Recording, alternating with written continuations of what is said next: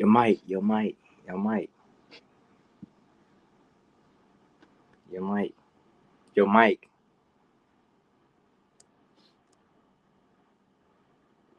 Oh, our mic. I can't hear myself either.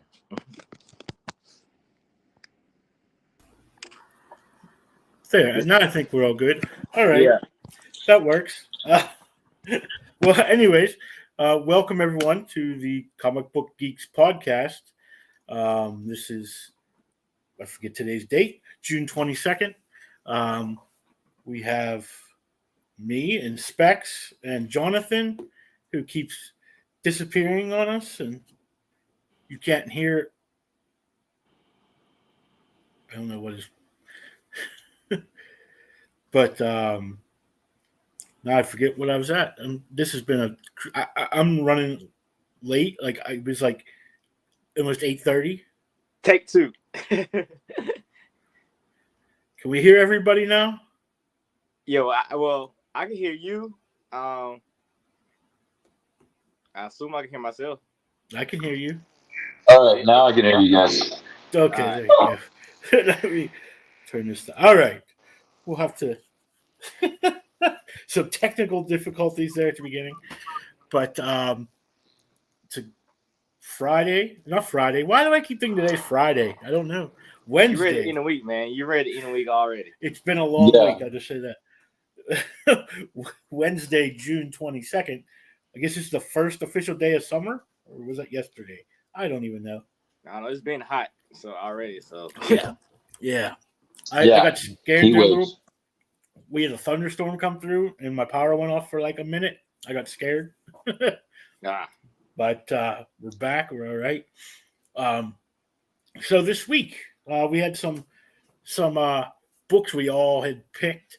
I don't know, and I know we didn't do it last week. I don't know how we do that. We always forget to do our personal books. So I think that's what we'll start with this week, so we can get them out of the way. So I guess Specs is next to me, so we'll have him go first. Okay. I believe I picked Bunny Mask. Yeah, Bunny Mask. That was, remember. I mean, I don't know. That was stupid. So basically, I believe something eats people's memories, and the main character, I assume, had ties into that entity, whatever it was doing. So I guess right now it's ambiguous if the person is the thing that loses memory or lost his memory from the thing.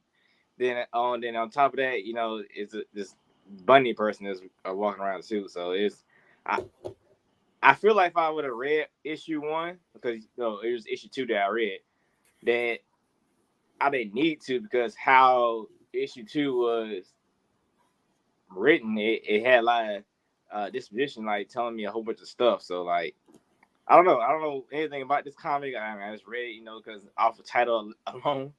So I mean, I don't know. Maybe later on, maybe if I kept reading it, it'll get better. But it didn't sell me on the first issue. Yeah, I think this is like the second volume, actually. I think there's a volume 1 where it's just called Bunny Mask, and it wasn't whatever. So I've never read it. I don't know. It just didn't appeal to me, I guess. Yeah. It's definitely, you go ahead. well, it's creepy. Yeah. I mean, I said it was definitely creepy. Like it had like an indie vibe about it. I like the watercolors as far as like the style, but it definitely like took me back to like a more alternative comic book kind of concept, Yeah. But yeah, no, it was just super creepy, and I didn't really pay too much attention to the story because of how outlandish some of it was looking. But yeah, I mean, if I read the first one, I agree. It probably has more detail. Yeah. Besides that, I started reading the new volume of Spiderman. I guess 1 through 3. Yeah. Hadn't read Spiderman since not Maximum.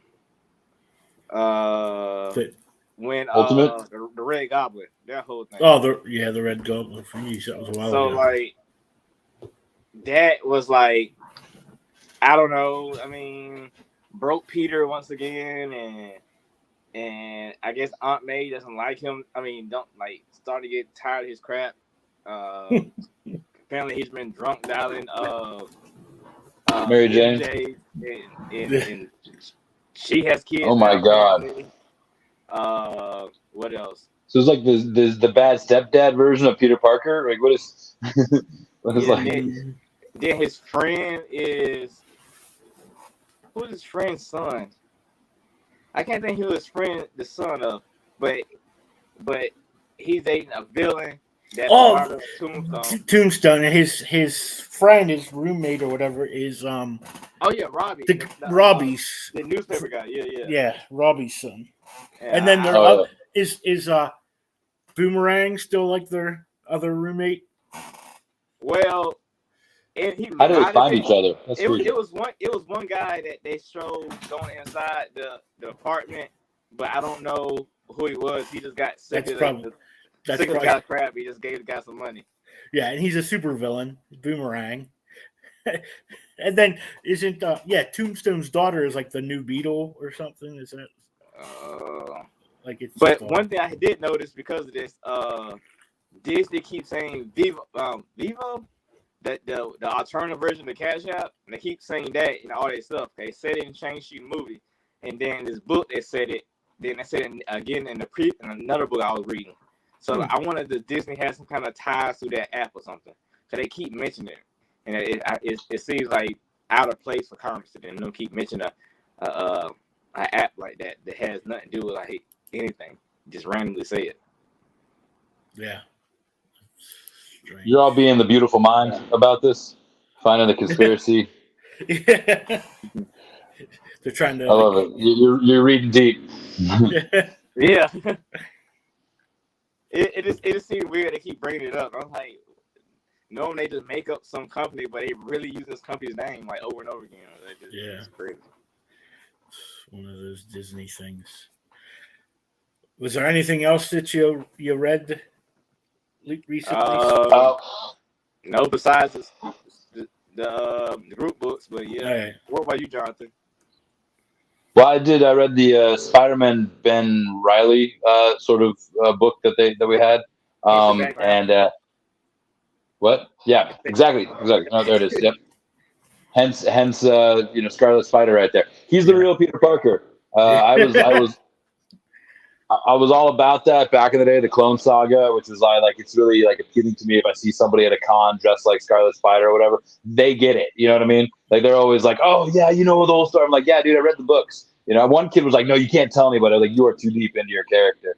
But I love the color choices for Ben Reilly. I always thought of him as like the cooler, more kind of hip, kind of more urban almost sometimes. Like he's always leaving the gym or something, you know. But it's ironic because Spider-Man in his own right is in New York City. He's the epitome of urban hero, you know. I mean, just swinging around skyscrapers.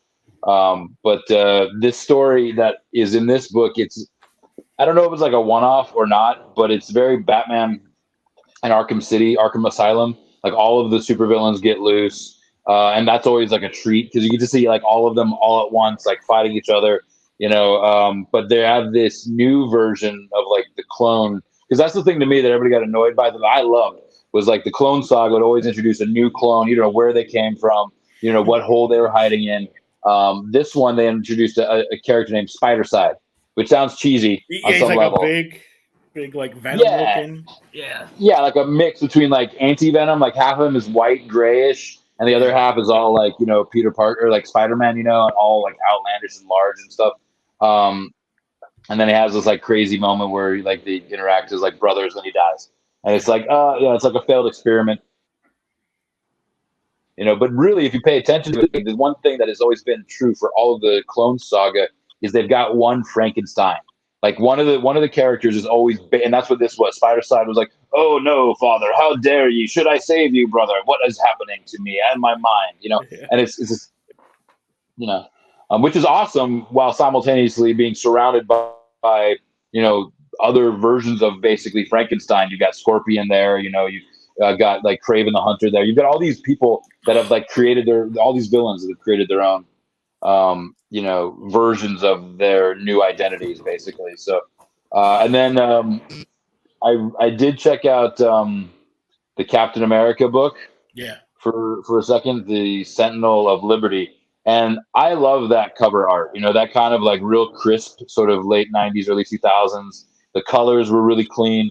And like it's still realistic, So, and that was Carmen Carnero and Alejandro Sanchez. I want to give them props for their cover art.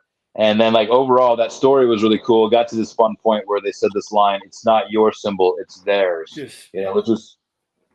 Which is real. I mean, like that's the one thing about Captain America. It's always fascinating me. Like this movie got released around the world, and I'm not listening to anybody like show me, it was Sergeant Bangladesh, and like having, what I mean? Like there's nothing like this thing, that is Captain America. Yeah. Lieutenant Colonel New Zealand. I mean, they don't. That the storyline in that book was interesting, with Bucky, I guess, having some mission where he's to kill these branches of that shield or something like. Right. Yeah. So I got confused about that at the end, like because it shows that like he's holding somebody that got shot, I guess, and then they just cut straight to Bucky, right? So yeah. I had to assume that that's what you're like. Oh, okay, he's the villain there. And I tried to get into the David Bowie one.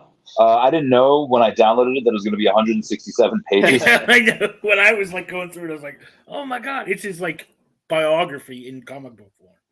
Yeah, and that's awesome, honestly. But it got me stuck because I didn't end up getting to the other like sort of individual books that everyone was looking. I mean, I saw like the cover art, and I did do the group books, but like I tried to get into the David Bowie thing, and that thing is thick. Yeah, I mean, it was big. It was when I was it going an through anthology? Kind of, but no. I think they had different artists like doing different segments of his life.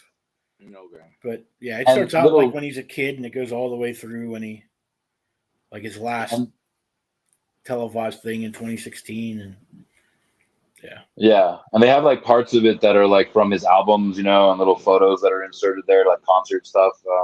And so I think a few times in actual comic book history when he was alive, they had him drawn up like when he was like Ziggy Stardust and doing the Labyrinth stuff. So there's versions of him in comic book history that he's been, I mean, that's going to be cool. I wish they would do that for like all of these outlanders. Like, sure, there's got to be.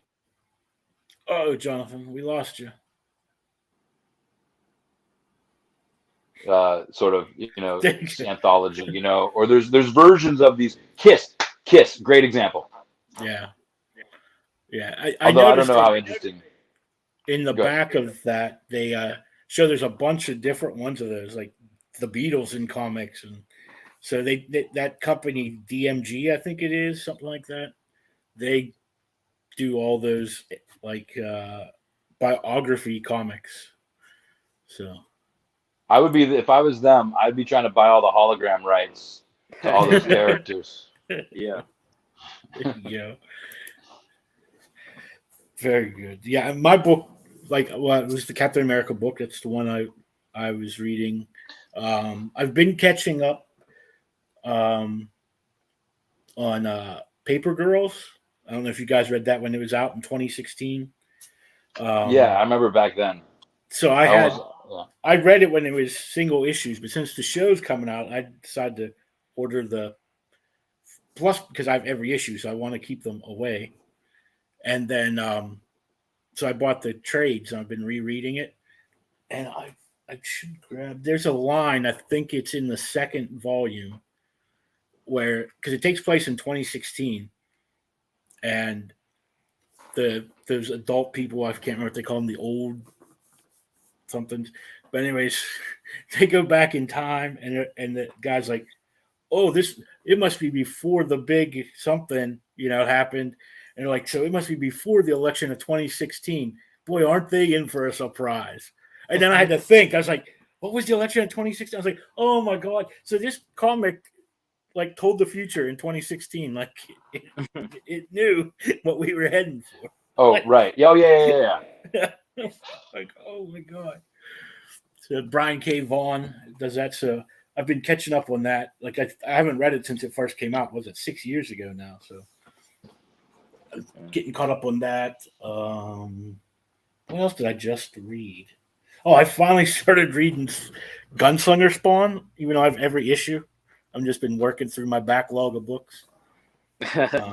What's Gunslinger Spawn about? It last summer, I guess, Todd decided to make it so there's a new Spawn book that comes out every week. So now there's like 4 different. That's amazing. Yeah. So. Oh wait, so 4 different titles? Yeah, 4 different Spawn titles. So he did a book before they all went out called Spawn Universe or something. So you have Gunslinger Spawn, which is a Spawn from like 18 whatever. You know, he's a gunslinger. Right, Wild West Spawn. Yeah. So he gets pulled into the modern day. So like in the first one, he's riding his motorcycle, and it runs out of gas, and he doesn't understand like what's going on. Yeah. He doesn't understand what gas is. Like, so he like threatens his kid to figure out what's wrong with it, and he's like, "You're out of gas." He's like, "Don't tell me what about this gas." Like he's like flipping out. You know, he thought the kid was trying to like mess with him and stuff. And then there's that. Then there's Scorched, which is like a team book, like a Spawn team book. Then there's the regular Spawn, and then there's King Spawn, which is, I'm not quite sure. That book's a little bit harder to understand, but I think it takes place more, not far in the future, but Spawn is like the king of hell or something, you know. Is it? I thought it was like I don't know if it was a future or like an alternate timeline. He like went a certain route or something like a Planet Hulk. I mean, no. Is it like a? It's like he came into his own. Like I don't know. Yeah, he's like the king of hell now. Like he took over from Mel Bolger and all. Like he's like, I don't know. It's difficult to like follow. I think more like King Thor. Yeah, I can see that. Yeah. Like Thor with an Odin force, like that type of thing. Like it's the OP Spawn. Yeah. I think John froze on us. The last 2 weeks it was Specs. Now this week it's John who's freezing. I got traded off. Sorry. You need me. Are we? Oh, right. No. Is it? Sorry. Yeah. What? You should have learned from Specs. When that starts happening, you have to send your clone in. Yeah. Oh, yeah. That's true. We'll have 2 Johns on the show. I couldn't get the actor to show up on time. He had to do a children's party. So he's there being the guy from from the movie. Yeah, exactly. From last week. Last week. That's right. Oh yeah, Steve Buscemi. Good, nice Steve callback. Buscemi. Good callback. Oh man, I'm trying to remember what. Cause I'm telling you, I was so lost today. I gotta wait for my stupid computer. But we did Grimm #2. Yeah. Yeah, that's pretty. It's going pretty good. I got so many theories of what's going on, but yeah, it's pretty good.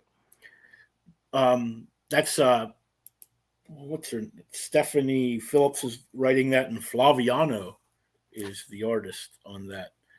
I love the art in the beginning, the Dia de los Muertos art. I mean, like it's obviously like right on the nose when it comes to what we're reading, but the variation of it, you know, it's everybody's.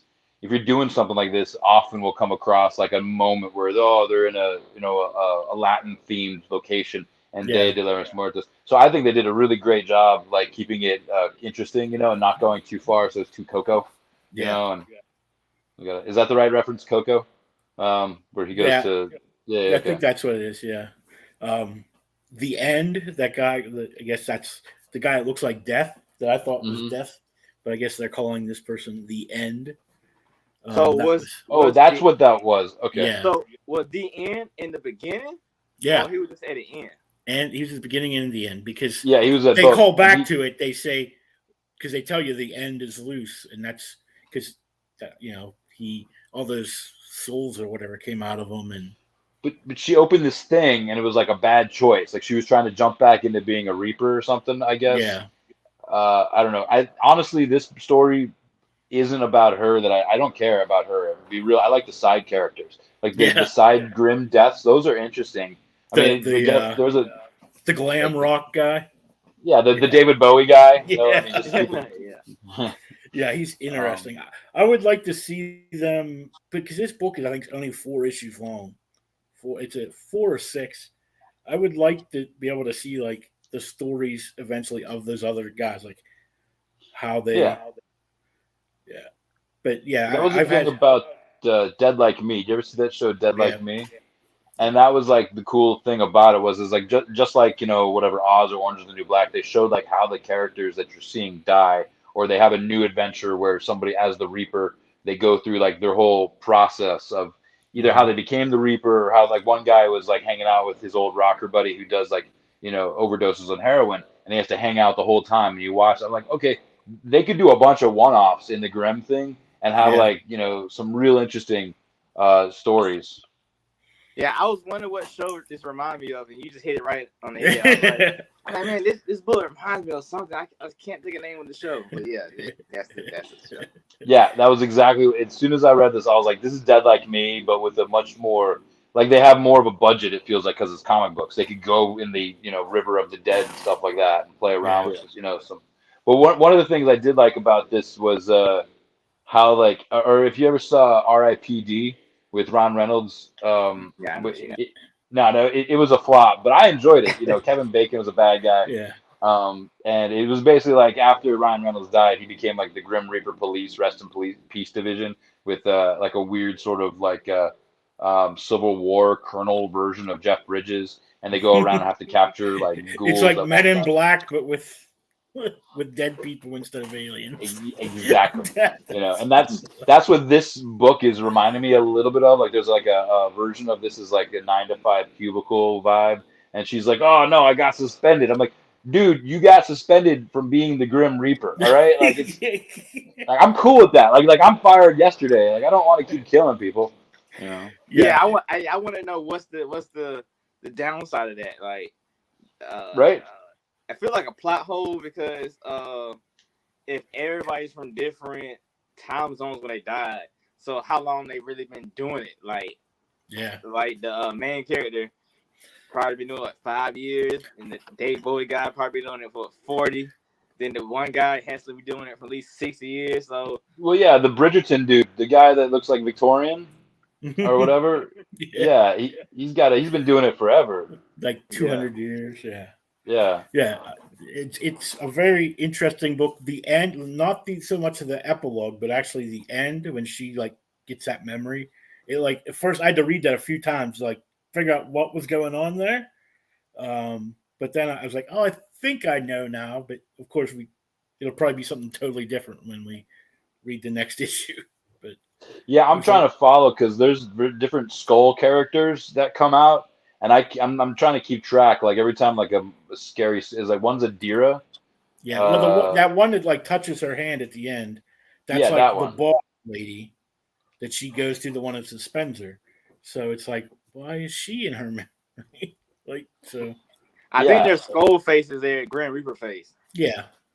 Okay, I got you. Cause I think, I think she had one last issue. When that's right. Yeah, when she got mad and started chasing after him, that's right.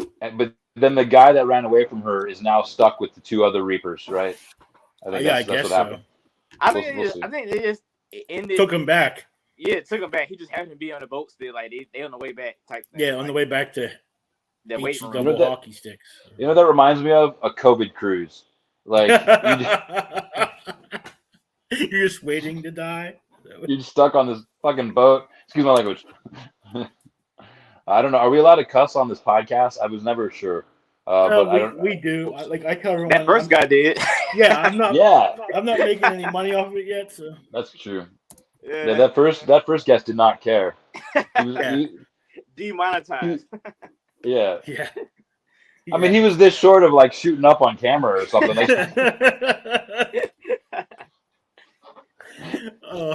Speaking of COVID cruises, y'all ever seen? I want to say Death Ship. Death Ship with what's her face? Margulies. Juliana Margulies. Yeah, I think it came Death out Boat. a couple years too early. It would have came out right in COVID time. It was a blockbuster hit. Huge. I thought it was a good movie. It was a big bomb. Like it was a massive bomb. But yeah, I agree Yeah. with you. Like she left ER to do that movie, and like it didn't do well. No. Life choices. But yeah, Death Cruise would have. Well, now we could do it. There's Zombie Boat. Did you guys see that? That's on Hulu. Oh, geez, no. No, I'm I not ain't gonna seen that. watch it, but Trying to. All right. So that was our review with Grimm #2. So you can tell we've been on a month because that's the first book we've actually had. We've Yeah. reviewed the first 2 issues for. But our next book for this week was called A Calculated Man, and that was from Aftershock Comics. And it's about a verifiable math genius, Jack Beans, used to run the numbers for the Pinafore crime family until one day he ran them too well and concluded that the only way out of this life is in a casket or witness protection. So he turned state's evidence, and I just lost what I was reading. State's evidence and ran. And this is by Tobin.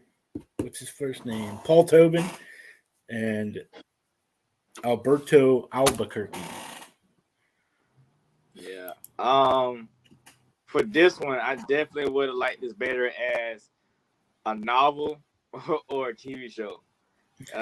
This being a comic, like I had literally, I had to come back to it. Like, it's a good story and everything, but if it was a novel or a TV show, it would have been better. But it was just too many words on the page. I don't think this is the book. I think maybe the next book we're gonna talk about. Yes. The bubbles on top of each other. Yeah. I don't know which one that was. God, that was ugly. but this one, it was too many words on a panel. Like you got him talking in his head, then you got the actual dialogue in that scene, and I don't know. Like it should have been a novel. It shouldn't have been a comic book. It should have been like a novel. well, I mean, I can see like they were going for a certain energy, like a more current true crime kind of element to it. You know, elements of like that Mark Wahlberg movie that just recently came out, where he was like a gambler or whatever. But like, I like that you remember Brubeck's Criminal? I think I mentioned that before. Or like Preacher too, where except for the supernatural stuff, like adding in the cussing and the sort of clever characters. Excuse me. This book's art kind of reminded me a little bit of Criminal meets Amazing Spider-Man, kind of like the curves Mm-hmm. on the faces and stuff like that. The guy's giant head and all that. But like still, the way they were talking and the story they were doing, I agree. It's almost like a noir kind of vibe, you know. But I do like the lines. Like what was it? One of the lines I wrote, he said was facial expressions hold a lot more truth than any written word, you know. And Yeah. so like Then right that, when they said that, the cop, his facial expression like changed. Like he was very straight face through the rest of it, and right then it changed like a crazy face while he's telling the story. So I was like, oh, okay. yeah. There's layers to it, you know. I mean, they're trying to give it less of a bubbly comic book thing and more of like an extra adult vibe to it, which is like I like the party scenes, even though they were like debaucherous and ridiculous. I mean, they had it has like a plot that is almost like Breaking Bad or Blacklist, you know. Yeah. I like the guy moving around and like see, this is the plan. I'm moving you around so they think you're at all these different locations. I see the Breaking Bad. It sounds like towards the later scene of Breaking Bad, like it had the flashbacks with the current stuff with them trying to figure out what's going on at the same time. I did feel that vibe. Yeah, I did definitely. Yeah. Oh, and the text. I like the text at the end. I wanted to say that, like that cool part about that. I think that should be. I like that. It's like a good segue too if they did that in other stuff. Yeah, I liked. As soon as I started reading, I was like, "This really feels like it should be like a series or a movie." Yeah. It just seems like it would flow better that way. Like, absolutely, you'd be able to see more of that, like where the officer, he's kind of training the person who's going to take his job, and him telling the story. It would have you could have been able to see that flashback a little bit more, like where as you're reading it, it's hard to like. When is this happening? Especially at the end when he like walks into the meeting, it's like, did he do all this before he came here? Well, I think the artist Good point. missed a key moment. Like the artist should have had the calculated man. I can't think of his real name. Should have had Jack him Beans. look different. Jack Beans. Yeah. Should have had him look different in the past versus how he looks now. Because when he's telling his backstory of the backstory, you don't know where it lines. How old is he? It was one page where he's telling a story and he did something. Then next panel, he's back talking to the guy in his trunk. I was like, what just happened? So like, he was talking to the guy in his trunk in the past, telling him a story. Then he flashed. It was weird. It was weird. Very. You have to have like a degree to understand the book. You know, like I don't want to be calculated. Yeah. Say it. Yeah. What did you say, Specs? I say he had to be taking calculations to do it. You know. You had. There you go. I think that's what you know. Said okay, this goes. Oh, that was good. Now that would be hilarious. Like now, there you go. That's like the Beautiful Mind book. Like you actually end up having to find like the mystery through all the panels and stuff like that. At the very end, you know, you can like do a Mad Libs of be like, did this happen? Do you remember? I can't remember what book was back in the day. It would be like turn to page 24 if you want to take. Oh, those find your own adventure books. Yeah, those are great. Well, that's what's happening now. If you watch Black Mirror, you know, that'll be cool. I think that'll be the way of the future if it isn't already.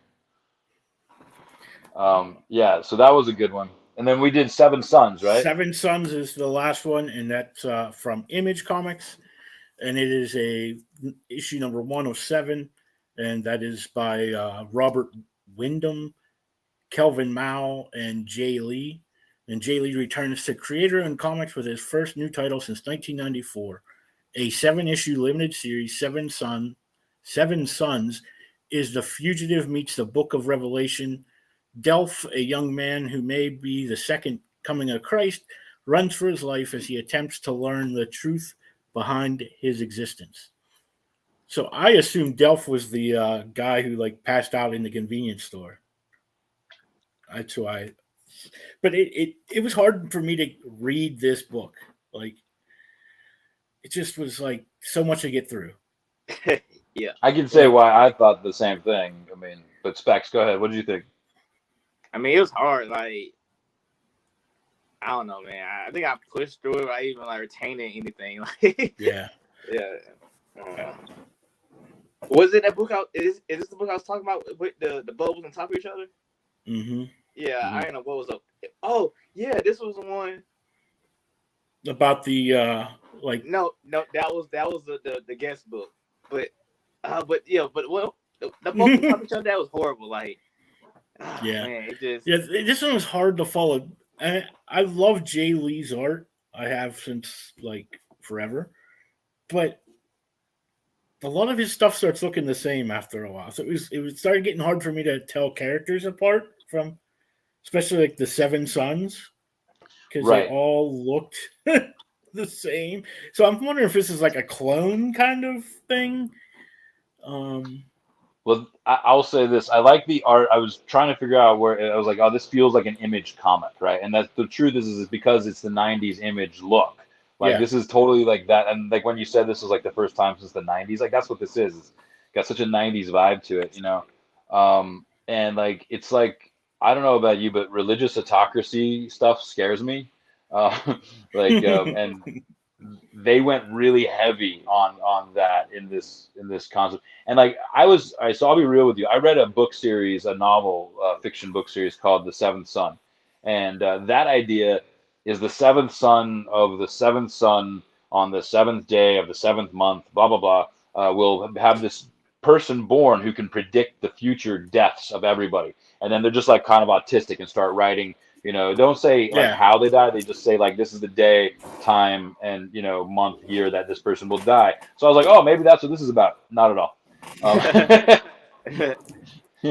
Got nothing to do with that. Because it starts in Vegas in that book too, and I'm like, oh, cool. No, nothing to do with it. But I thought the Jimmy Carter panels were funny and great. Like that's like that guy had an impression of what that president look like, and I think it's almost like a caricature. And then like the Allah's Watchmen and that whole energy to it, even though like they labeled them terrorists and stuff in the book, it felt a lot like Assassin's Creed. You know, like we're here to protect from generations of, you know, protecting. Um, And then I want a free miracle mug. That's the other thing. Like I saw that thing where it was like call now and you could, you know, get your free miracle mug if you like, spend this much money, and you too can be healed. Let's see, I can do it right there. You're healed, Specs. You're healed. Yeah. You know. Oh my God, I grew a leg. No. I didn't know you didn't have one. You didn't? No. Like, this is news. Thank you. Good job. I'm glad I can heal you. So I keep it right here. Make you whole again. Oh my God, there it is. I keep it beside me when we do the show because it's easier. It's like I have nothing by comparison to just pull on the screen, you know. How long was this series? I don't know. I don't. Let me see if it tells me. Oh, it's 7. It's 7 issues. No, of course. 7 issues. Oh, 7. There you go. That's your 777. Yep. I would do 49 issues if I were them. I mean, that's calculations again. Nobody wants that. Nobody wants to do math. They just want to see, like, this is great for English people. This is great for artists. You know, if you want to get into comic books like with us, the comic book geeks, don't give us math. All right, that's a different kind of geek. I just want to be very clear about that. They have their own club. Right? Those are nerds. Those are nerds. Exactly. Nerds the right word. Smart. Nerds are smart. That's what I mean, we know our stuff. I think we're pretty good for geeks. You know, we're on the money. Like I could talk about, you know, like the details of Ben Reilly, just like, you know, Specs could break down, you know, X-Men and stuff and things that I'm not exactly up to date with. And I don't know about you, but back in the day, maybe they wouldn't, you know, necessarily find that attractive. But I find a lot of people out there love talking about this stuff. You know, it's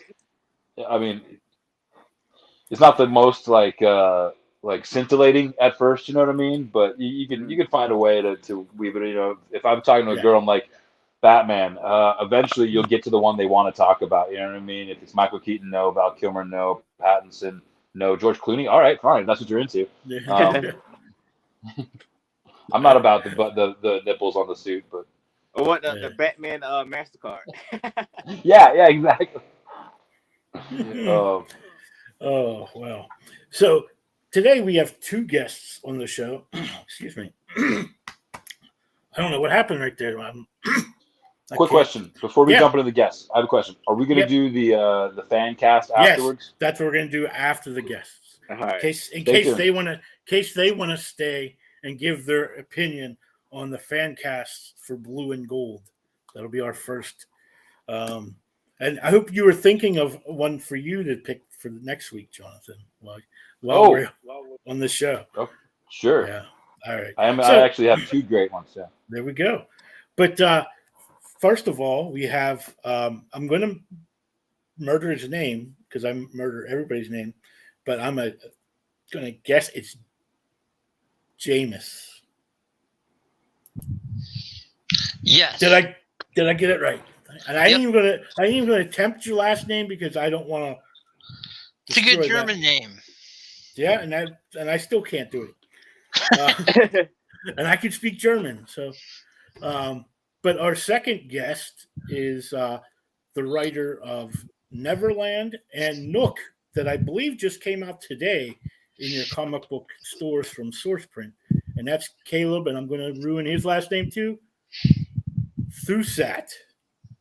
Did I get it right?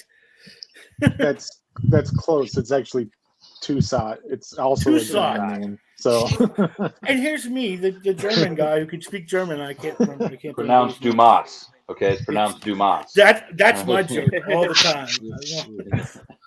But thanks for coming on to the show, guys. Yeah, of course. So since Caleb is, I'm trying. I have a very simple mind, so I kind of just go around. So Caleb, was I right? Is Nook out today? Yeah, so issue 1 dropped today on SourcePoint. It's going to be 3 issues. You can get the first one now, the second one next month, and the third one in August. And then they'll be doing like a collected trade later this year too. But yeah, I was out at a shop in Cleveland today, signing and selling some books, so it's pretty exciting to have a new book out there. And if no one outside, I mean, we've all, I think, read it here on the show. But for those who haven't, tell them what the story's about. Yeah, so it's a story of a family who escaped Germany right before World War II starts, and they move into this house on the border of France that's haunted by this little ghost cat. And the cat kind of befriends their daughter and then starts to reveal this dark history of the house. And, you know, they get caught up in the mess that is to come from World War II, thinking they escaped moving to France, but we all know how that went. So, well, when I read that, I didn't know that there was more issues, so I kind of got like worried for the girl. Yeah, me too. I thought it was a one and done. Yeah. I was like, oh no. I've had that, and it was funny. Like one of the shops in Cleveland, Carol and John's is like the huge shop. They were doing a feature that was like what the new books of the week, and they accidentally introduced it as a one shot, and the other people in the room were like, "No, hell no, that's not a one shot. How that first issue ends? You think that he's gonna leave you like that?" Like, yeah, I was like, no, it's cruel. Yeah. What's crazy? I didn't know the synopsis, and you just told me the synopsis, so it changed my whole opinion about the book because I don't know. I felt a whole linear thing going on. Then you said the cat was a ghost, so it just throws everything off. I was thinking about the book now. Yeah, and, it's when I released issue 1, we did like the Kickstarter for just issue 1, and I had a lot of people think that it was just a one-off. And then they came back to my table a couple years later, and I had a full book, and I'm like, you know, I didn't just leave it at that horrible ending of the first story. You can get the rest of the story. There's 2 more full 32-page issues, so you get the story of the ghosts in issue 2, and then you get like a story that ties everything together in issue 3. So it's I play with the seasons.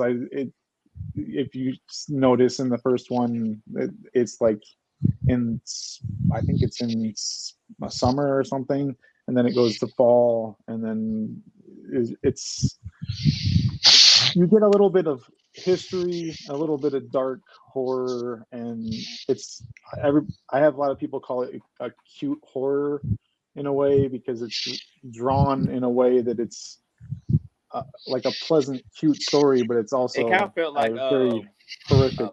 Caroline, story. I think what is that movie I've called? had Coraline. Coraline, yeah, Coraline. Yeah. I call it Coraline meets Pan's Labyrinth, really. So, yeah. And Jamias, you had shared with me you have 3 novellas that are out right now. Novellas. It's that new serial program from Amazon. Oh, okay, yes.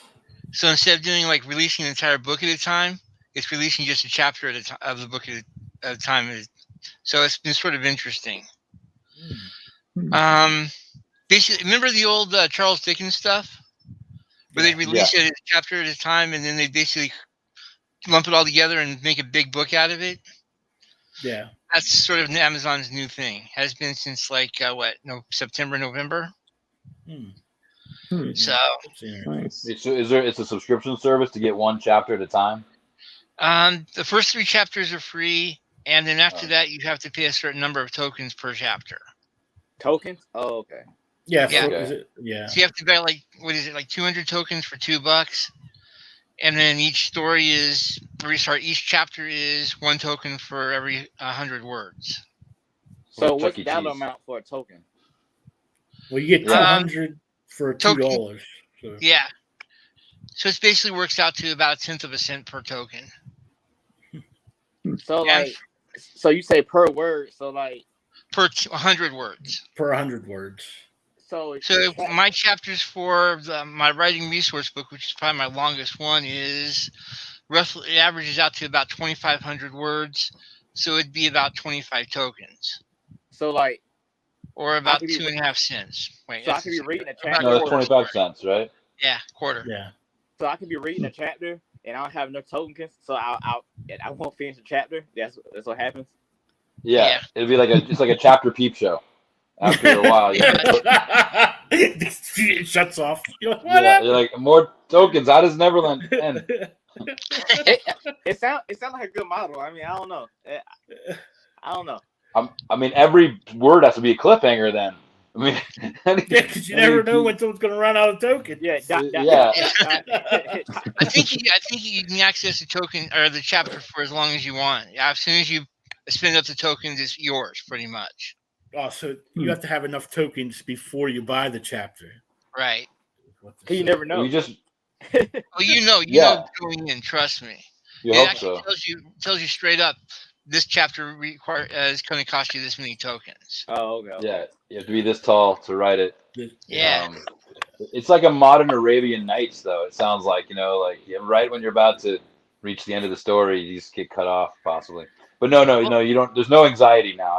I can finish reading at my leisure, is what you're saying. Yeah. That's good. I didn't want to refill my prescription to read your book. Gotta get the game pass. Yeah, exactly. The season pass. Like, and it's worth noting the 200 for $2 is like the minimum. You can actually buy more tokens, obviously, and the more you buy, the cheaper they cost, but not by much. So yeah. So what does a whole book cost? Did we come down like a whole book costs like 25 cents or $25? we also, if you did it that way, it would depend on how many chapters the book has. How many words? Yeah. I'm not trying to be vague here. It's just that some people will do like a couple of the anthology projects I've been involved in are only like 13, 14 chapters or like 1,700 words. So you get the entire book if you want to do it that way. For a couple, $7-8. Yeah. Okay. And then you have my writing resource, Tattoos and Railguns, which is currently at 22 chapters at about 2,000 words each. So that's like, as of right now, it'd be like $4. I want to say $4. That doesn't sound right. But yeah, But like you said, the idea is eventually you take the chapters and you collate them into a single book, and then the individual book would only be like $4 or $5. If each chapter is 2,200 words, and you pay $2 for 2,000 words, and you have 22 chapters, that'd be like $44. Ouch. Yeah. But if you buy now in the next 5 minutes, you'll get 3 more chapters. You'll get the first 3 chapters for free. Right. Right. Yep. The first 3 are always free. Oh, now you'll ruin the whole sales pitch. If you order now, you get the first 3 for free. No, it would actually end up being about $4, a little over $4. So maybe I did the math wrong. Remember, it's that calculations again. I'm an artist, not a mathematician. Yeah, back to math. We can't do math on this show. Yeah, that's a nerd thing, not a geek thing. 1,000 words is about a penny. Is an actual penny. All right, so okay. I was thinking we'd be making it hail in like virtual coins to get the words out. You know what I mean? Not to call you a stripper of words. Sorry, I don't want to confuse the situation. How often do new chapters for these books come out? Like how often? About once a week. Well, I'm more or less trying. Not working so well with one of the 3 books, but the other 2 are coming out about once a week. All right, so you don't have to have them all pre-written before you do this? Your choice. Some people are doing. One of them I was doing pre-written, but I'm going to have to change up on that now, which is sort of weird. Tattoos and Railguns was written for NaNoWriMo for a couple of years ago. And I didn't quite succeed, so I only got close to 40,000 words of the 50,000 required. Mm-hmm. So suffice to say, as of this week, I'm out of words. I'm actually have to write new chapters. No. Oh, that's funny. Yeah. So rent's due, and we got to write more. Yeah. Yeah. And then, Caleb. I got one question. For you. Okay. If you wasn't on Amazon doing this, how many words would your chapter be by itself? Each chapter? Yeah, Yeah, if if you he wasn't weren't on the having to cover. do it that way, Yeah. It literally depends on which book we're talking about.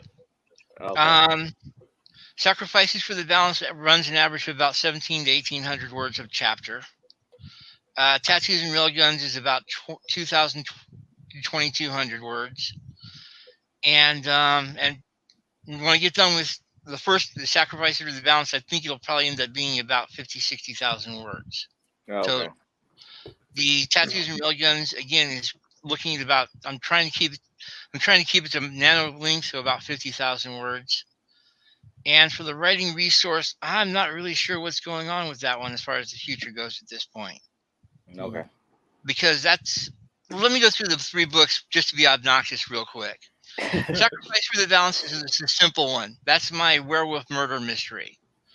You basically have a local tribe of werewolves is working together with the local sheriff to basically deal with a serial murder in the area.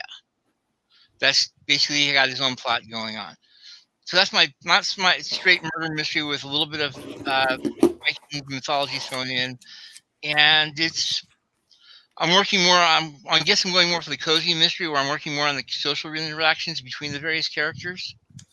So I've got the main character Percival right now is in a relationship with, and they're basically fostering a teenage werewolf.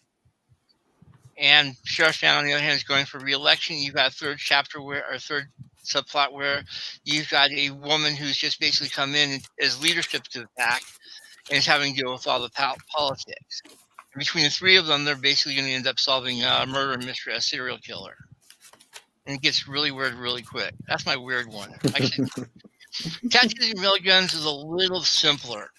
You happen to remember a role-playing game called Riffs? Risk? Risk? Riffs. Yeah. Okay. Oh, no. I know Risk. All you have to know for the purpose of this conversation is that in about 100 years, there's going to be a major cataclysm where magic returns and the world is pretty much redrawn. Everything's pretty much redrawn, and there's a massive depopulation issue. In this case, it's basically a dystopian future where the military has to deal with demons, devils, and magic users, all basically in the area. And in fact, 3 of the demons have teamed up and have decided to basically bring a lot of their friends in the hard way. And so you've got a military squad that's basically trying to do something about that. And that's sort of fun because I actually am ex-infantry, so it's sort of fun. Drawing on that and applying it to a future time when you've got a lot of weird technology running around. Plus, like you said, you've got all the magic running around at the same time, so it makes for like I said, it's riffs from hell. It's a riffs fanfic. Mhm. That's the easiest way to describe it. The writing I love resource. How's that? Wow. I said I love it. I want to go ahead. Go ahead. I'm just going into the 3rd book. What were you the going to say? third one. Yeah. I'm excited to hear what the 3rd one is, and then I was gonna go over the 3 of them with you because they remind me of some other ideas. But yeah, what's the 3rd one about? Writing resource is something I keep. Is basically here's where you have to understand that I actually do have I'm into comics. Like that's news, right? So I actually do have the Sex Percussions comic up on Amazon right now. Just as a way of saying, hey, I have an idea of how these comic things work. But the key here is the writing resource is basically originally was set up for comic book writers. And it covers 3 different areas. It covers not only how to write the comic books, but also how to deal with the artist and also the business aspects of comics. So if I say it's expanded a little bit into writers in general, because let's get real. Everybody knows writers suck at business. Any business help you can get writer isn't necessarily a bad idea. So it's been sort of fun looking at stuff like the Hartman cycle. That was just weird. But the reason I'm saying that's the weird one of the 3 as far as what the future plans go is I'm sort of debating splitting into actually 3 different books, which would basically be one that was nothing but writer's tips, one that would be basically nothing but business, and a third would basically be how to deal with the art of comics. So, that confusing or what? Nice.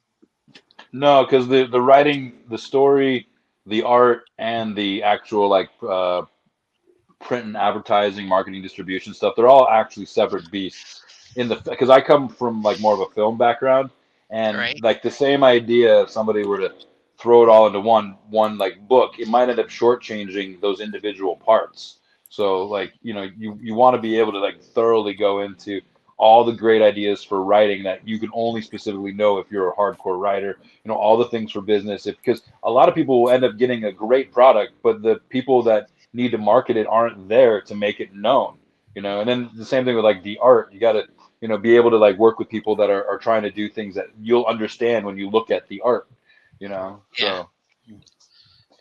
So I think that last one is I would agree with you. I think you're on the right edge of like if you're splitting it up into three, but as long as it's not like 1,000, pennies for each, section. Well, 1,000 pennies I'd be would only be sitting there going, $10. this isn't worth it. Yeah. It, like you said, I think it basically ends up costing about 2.5 cents, about a quarter a chapter. I keep going 2.5 cents. That's weird. You think I'd be doing the math better than that? I mean, it 'Cause can't we're be. not It's like nerds. Spotify. You make it sound not worth it. Yeah. So basically, like I said, it's sort of the weird one because the other two are actual stories. This is more of a how-to situation. So. Well, the first story you said is cool. It didn't. It kind of is like a fun pun, but it reminded me of True Blood meets True Detective. So it's very true. True bloody detective. It's a True bloody bloody true. detective. It's a bloody Yeah. true detective. All right, McConaughey's a werewolf. Go with me. All right. And then the other one you said, the riffs sort of fan fiction one. It kind of reminded me of like The Magicians or Witcher, right? But meets like Into the Badlands, where it's like way past the era of our time, but they're still dealing with some sort of like ruins or like hangover elements. Maybe they have a motorcycle. Yeah, definitely Into the Badlands. Just like I said, more of a militaristic aspect rather than gangs, basically. That's cool. And I love the magic element to it. I mean, that's as long as it doesn't become like the whole focus. Because like in The Magicians, it's all about turning on the magic, and then they turn it off. I tend to keep things character driven. So, I've got like a mage basically been incorporated in part of the group, and they're trying to figure out ways to recruit them. But I'm looking at it from the angle of not just the logistics of having somebody who can mess around with the local physics, but also what the mage is getting out in terms of social interaction. He's actually happy to be part of a group. So, and I've got all the soldiers are hazing the poor kid. So, well, the relationships are important to build in like stories like this, Yeah. Because it sounds like post-apocalyptic, in an epic sort of sense. You got people that are like lone survivors, if you will, that have to like find each other, or maybe they're in groups that are like sort of try to hold down their own against all odds, kind of thing. Yeah. So, like I said, I shortcutted a lot of that by just basically having a military base that survives, and the military base is trying to defend everything. So, it takes care of a lot of people meeting up. There you go. And now, Caleb, don't you have Neverland 2 coming on Kickstarter? Yeah, so we did Neverland 1 in March on Kickstarter, and I fulfilled it about 3-4 weeks ago, and now we're gearing up for issue 2. If you like, it's not really a darker take on Peter Pan because it's really based off the original novel, so it was already dark if you know Jam Fairy's actual book. So it's more of a modern sequel, and it's about a kid growing up in 2020, and his mother gets sick during the pandemic, and he escapes to Neverland one night and finds that there's no magic left in Neverland, and he has to figure out why that's happening and how to bring the magic back. So it's a modern fairy tale. I wanted to make something that was like Never-Ending Story, where it's a great epic fantasy adventure for kids, but when you get older, or if you're an adult reading it, you're going to get a lot more out of it. So it's a 5-issue series, and we're trying to do an issue about every 3 to 4 months through Kickstarter. So yeah, I got a question about a panel in there. Yeah. Did Dad have a face mask on? Then he didn't have one on. Oh, So when he had that the like. like the son not being able to recognize his face. So it's like his face is missing. No, His no. At the face beginning is. of the book, when he was talking to the mom, like it seemed like he had a face Oh mask yeah, on he the had the bed. mask on his face. Yeah. Okay, I thought it was tripping. I'm like, Yeah. okay. I'm like, where'd he Oh go? yeah. He just popped off. I'm like, where'd he go? He pulled it off because he heard Sitting on his his toy. son rustling around outside the door. So he was. Yeah, okay. Just making sure I was Yeah. tripping. I'm like, face mask? Was it a callback to COVID? Like, what's going on? Okay. All right. Oh.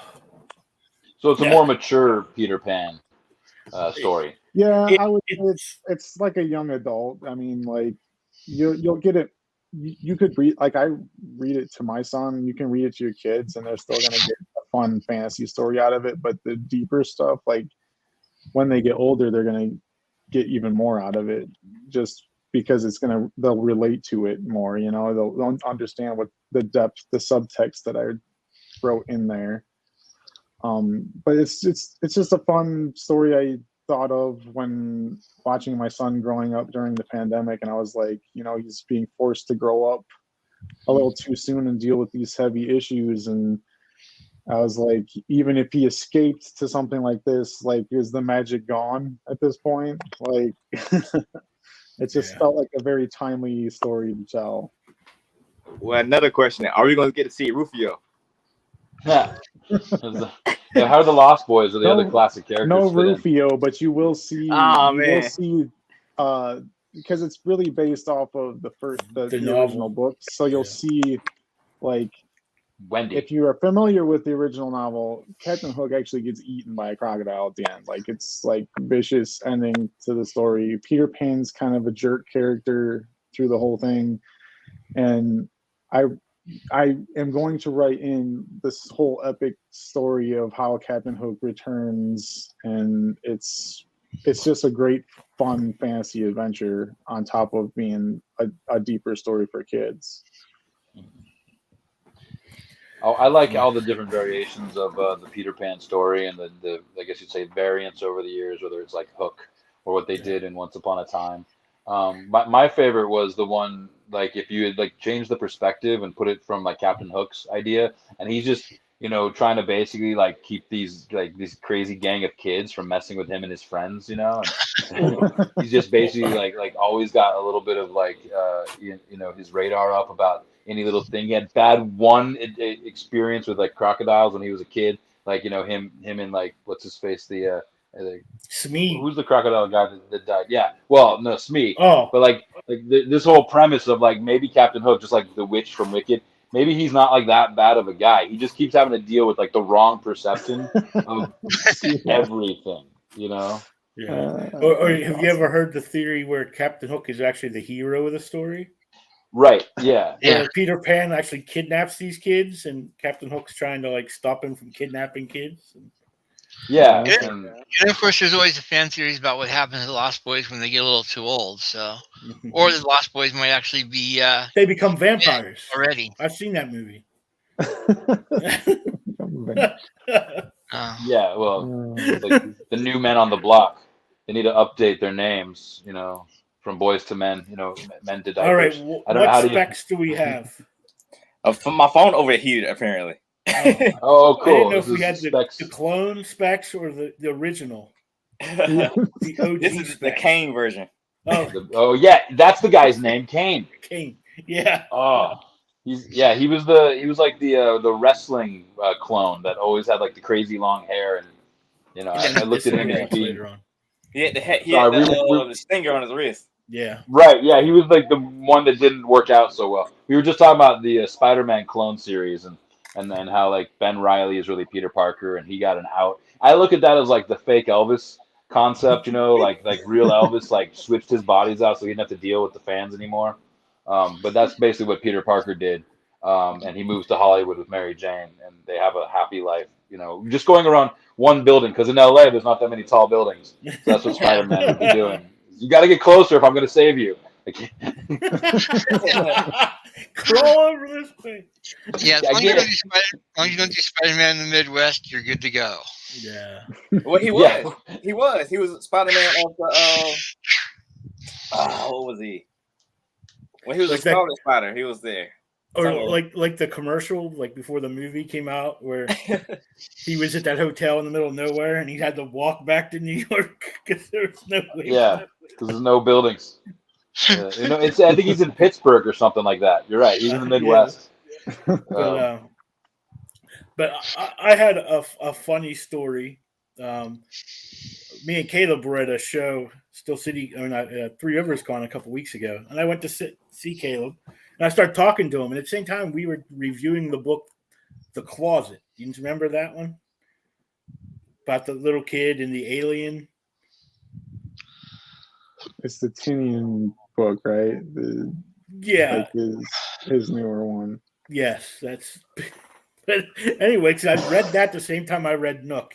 So I went and seen Caleb, and I started telling him about this book about this girl in the closet and Nazis. And it took me to like almost the end of the show to realize I told him about his own book. I was like, that sounds like a good book, man. That sounds like a good one.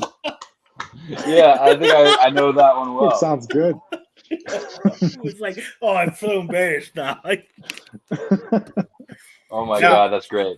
Now, Hey, question I about that wasn't book. going to tell that story, man. I wasn't going to tell that story. It's Nook. Nook is the name of that space the cat goes into, right? Yeah. Yeah. Okay. Right, under the stairs. yeah. Okay. You know, where they hide Harry Potter. Yeah. And all the other Where people. Harry Potter lives. He lives down there. Yeah, the Nook under the stairs. Oh Mhm. man. Sorry, I always think of that movie, People Under the Stairs. That was And then I saw, classic. And then I saw Harry Potter, and I was like, that's what happened to the pizza boy. He became Harry Potter. Potter. And in the Addams Family, did they have a dragon that lived under the stairs? Is that what that was? Monsters. The Munsters? Yeah, there was like Yeah, a the dragon. monster. that's That's what it was. Yeah. In the world. How'd they keep that house from burning down? A lot of asbestos in that house, I think. Well, the car was like that too, right? The car had a dragon, right? Yeah. Yeah. Oh, yeah. I couldn't be the hair cousin or whatever anywhere near that house. Cousin It's a It? fire hazard. Yeah. Community would be awful. Yeah. One hairspray day, and I'm done, you know. Yeah. Yeah, between that and Uncle Fester, I'm not sure how this house stood. Yeah. He But get a floor clean though. It'll be interesting to see that new project that Rob Zombie's doing with the reboot of the Munsters. So far, it looks yeah. good. Yeah. You said Rob Zombie? Yeah, Rob Zombie Wow. doing the reboot of the Munsters. Interesting. Is it Yeah. PG? But I don't know. Nook has like a World War II vibe too. So how does it not like feel like making Mouse or other versions of World War II stories when you were putting this together? I mean, obviously, no pun intended. You have a ghost cat, and I mentioned Mouse. Yeah, for me, I actually pulled from part of my family history when telling the story, and then just some like crazy dreams that I had. I had family that escaped Germany during the war so they didn't have to fight for the Nazis, and some of them were forced to fight with the Nazis. So, basically, that's where I came from. My great grandparents were basically, they moved to Ohio and escaped Germany during World War II. So I kind of used part of that, and honestly, there was like this crazy dream that I had one night that we moved into this house there, that when the person was showing us the house, there was this little nook down in the garage that they were like, well, we got to be full disclosure. Back in the early days of this house, there was a girl that got locked in there and died. And when her parents left, she locked herself in there and died in there.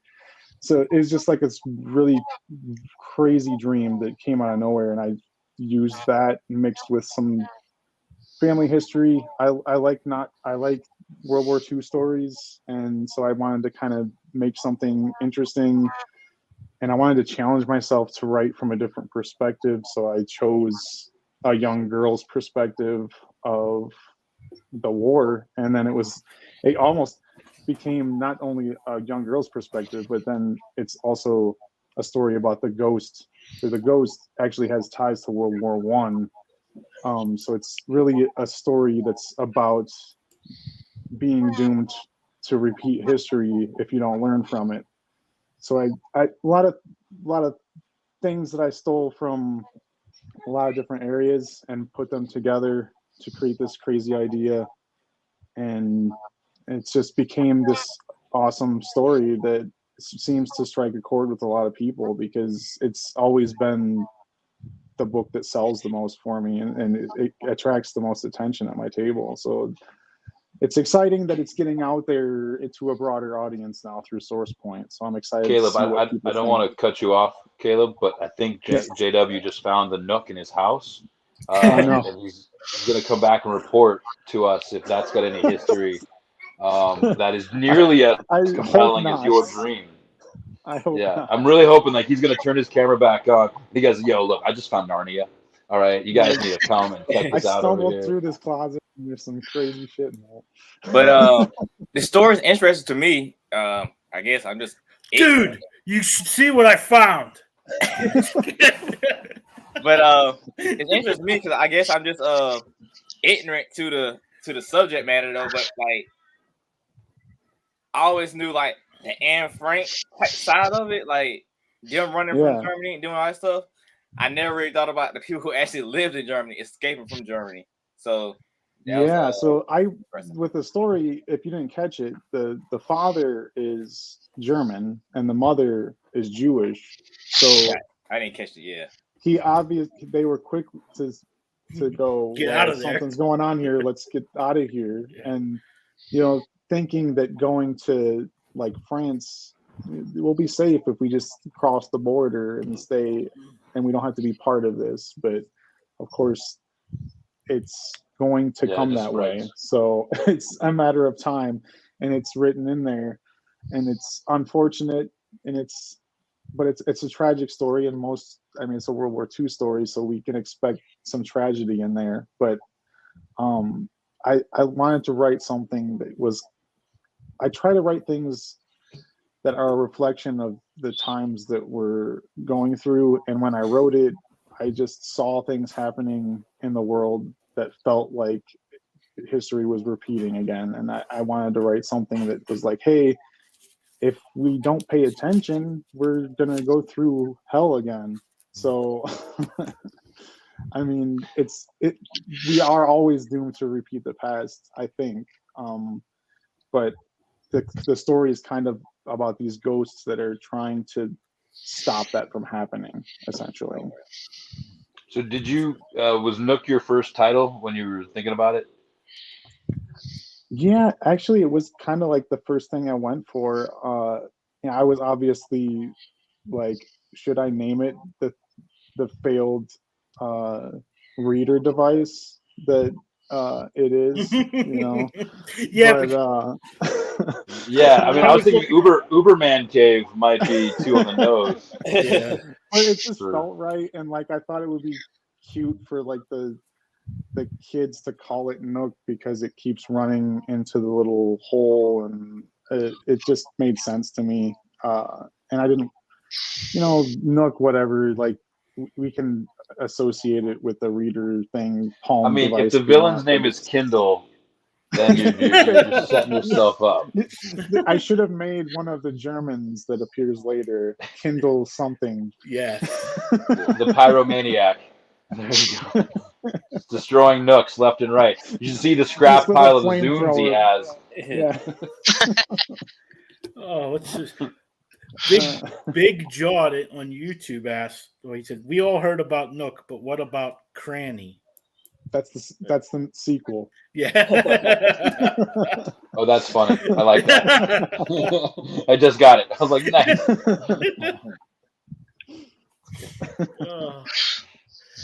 So, but it's better than an attic. Good choice. I will say that much. I mean, we've all had plenty of attic and basement stories. I mean, yeah, we don't need another basement kid afraid of the furnace story. Yeah.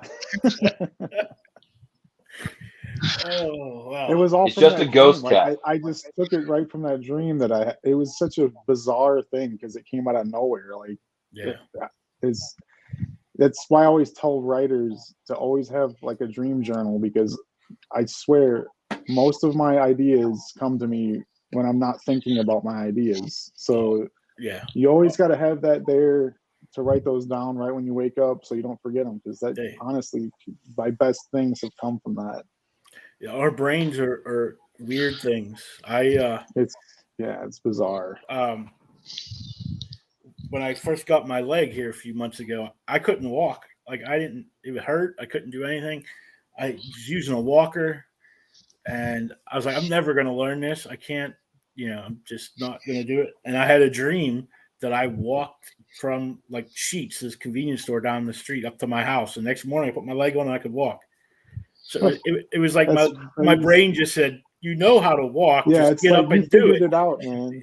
Yeah. I figured it out for you while you're sleeping. Yeah, you learned how to I love walk when that 47 years ago. Now get up and do it. So, Well, Well, speaking we're of that, still in the safe place. how do you dream? Do you dream with or without it? oh, I never even Good thought question. of that. That is a good question. I never even noticed. I probably without. I probably still have my leg because I had it for 47 years. So Yeah. Yeah. it's kind of because I still Interesting. feel that. Like I'll get pains in my Yeah, foot. phantom limb. Yeah, like I'll get Interesting. that day after the con. Because I was up walk. It's the most I walked. Oh yeah. And Rob Multeri was across from us where we were sitting. So I yelled at him. I said, Rob, get over here and rub my foot. And he's like, what foot? I said, the one that's not there. It hurts. Get over here and rub it. Oh wow. Because That's my crazy. brain knows before I had the surgery, if I was out walking too much, my foot would hurt. That's so weird. So it goes, oh, you were on your feet all day. Your foot should be hurting. So now it's going to hurt. Well, I was just gonna say we're in a good era now where you could write down your dreams still before Jamis.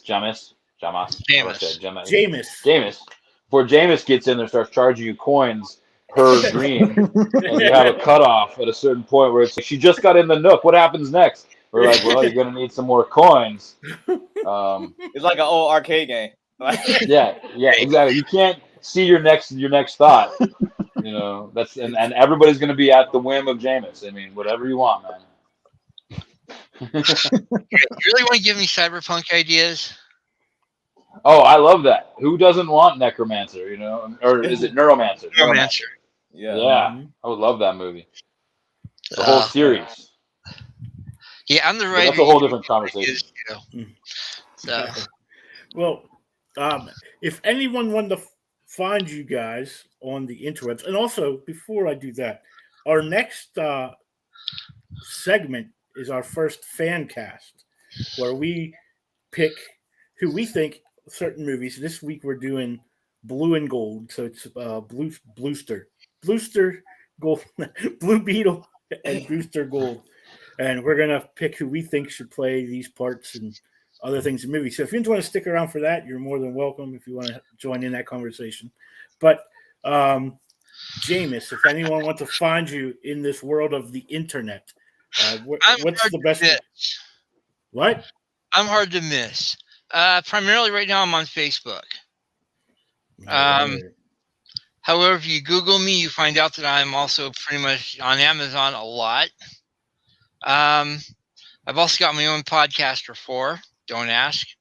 That's the name of it? Don't ask? No, it's Webcomic Reviews and Interviews, which is That's basically a great name. resource. Don't ask? We should use that. I really should attempt it. I think I've seen a podcast called Don't Ask. I know how hard it is to find a name that someone else isn't using. Trust me. There's a bar called Don't Do It. Pictures for John Smith. Yeah. But like I said, I'm primarily on Facebook.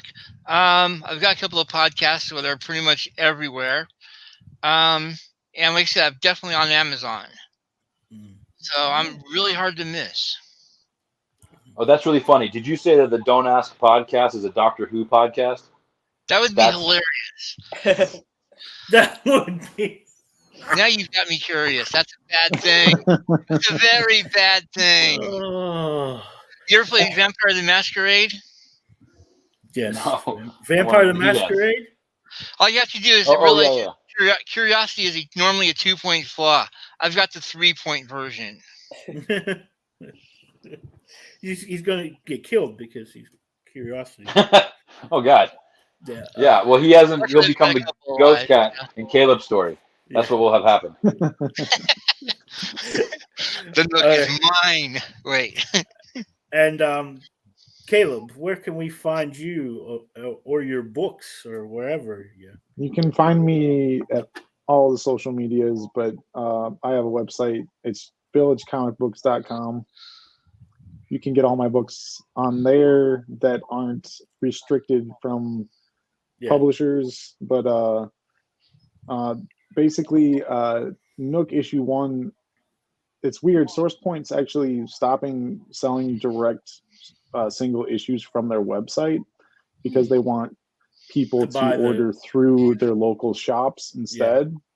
So if you pre-order them, obviously you can get them wherever, but you can order them through your local shop, or I will have a certain quantity available on my website as well once they're in hand. So I try to put everything on there. There's most of my stuff's on there digitally too, but Kickstarters every 3 to 5 months, depending on how long it takes us to put stuff together. But everything, just go to villagecomicbooks.com. You can sign up for my email list, and whenever I launch a new book, you'll get a little email that says, hey, there's something new out there. But I don't really bombard with stuff because I'm so busy just with life and other stuff that the updates come when the books come. So yeah, and also Big Jaw on YouTube reminded me about Super Cats. That's another book that you have. That's my kids series that's actually on Scout Comics now. I saw Angela leaked in Frontiers magazine. It's supposed to turn into a quarterly magazine, but with all the paper shortages, it's become further in between than we wanted it. But there's like a new Super Cats little comic strip, like usually 2 to 4 page comic strip in there every time we do one of those. And the next one's a little space one that we did, and it's just good fun. It's for getting kids to read with comics, so it's a great way to introduce kids to reading and comics all at the same time. Very cool, very cool. Yeah, because I know you had a bunch of those at the show. Oh my, that book and Nook sell the best for me, and it's because people don't carry kids books at comic conventions for some reason. Like, I'm usually the only person in Artist Alley that has a kid's book. Yeah, it's rare to find. Yeah. But so we got that. All right. If you guys want to stick around, we're gonna start that. Specs had actually. Oh, Big Joe said I did make a subreddit for Super Cats, and then I'm not smart enough to do Reddit. Oh, who did that? Specs, you made a subreddit for Super Cats? Big Joe. No, it definitely wasn't me. Oh, one of our okay, yeah. I was like, that's amazing. Look at him go during the episode. Yeah, he went and made a subreddit. Oh my goodness. His clone. Yeah, because he has a few. We say that because a couple of weeks ago there was 2 Specs on the show at the same time. Yeah. Like his phone froze, and then he got back on, but somehow it's still in it. Yeah, he was still in it. So there was 2 of them. He became multiple man. Yeah. Someone stole his identity and something tried to get on the show. I hate when that happens. There's a short subreddit of Super Cats on there now. It's ridiculous. Oh, yeah. Meow. Oh no, that's a meow. Meow is Meow. That's Super the Cats name. Meow. Meow. Yeah. Meow in the Hall of Justice. Meow. I like that. That reminds me of Super Troopers. We got to see. What are we doing? Meow. Meow. Okay. I need your ID. Meow. All right, so blue and gold. Blue and gold. The Blue Beetle and Booster Gold actually got it out right this time. If they were going to make a movie or a TV show or whatever, we want to see who is going to play what parts. So we might as well start. I don't know. Just to clarify, we're talking the Ted Cord and Booster Gold. Yes. Yeah. Beetle. I mean, or you could even have, like, I don't know if you. Last week we read Reyes. Dark Crisis. And my favorite line in Dark Crisis 1 is when Black Adam's talking to Superboy when he's making his own team. He's like, "And why do you need 2 Blue Beetles?" It's just Well, Batman got 4 Robins, so yeah. I mean, like Batman's collecting Robins. Like he has a bird. What are the birdhouse somewhere nearby. Soon he's gonna have Mike Tyson with him. There you go. Well, that's the next clone of Spider-Man. That's The Robins. Wait. Oh yes. Yeah. So, I have a list of characters. I'm not sure who all you guys made.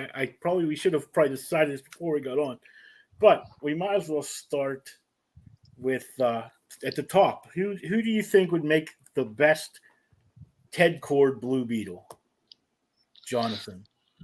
Oh, okay. Yeah. So I wrote down both Ted Cord and Jamie Reyes in case either of them got picked to be the next one. And I'm thinking Ted Cord would be fine as one of the Ryans, Gosling or Reynolds.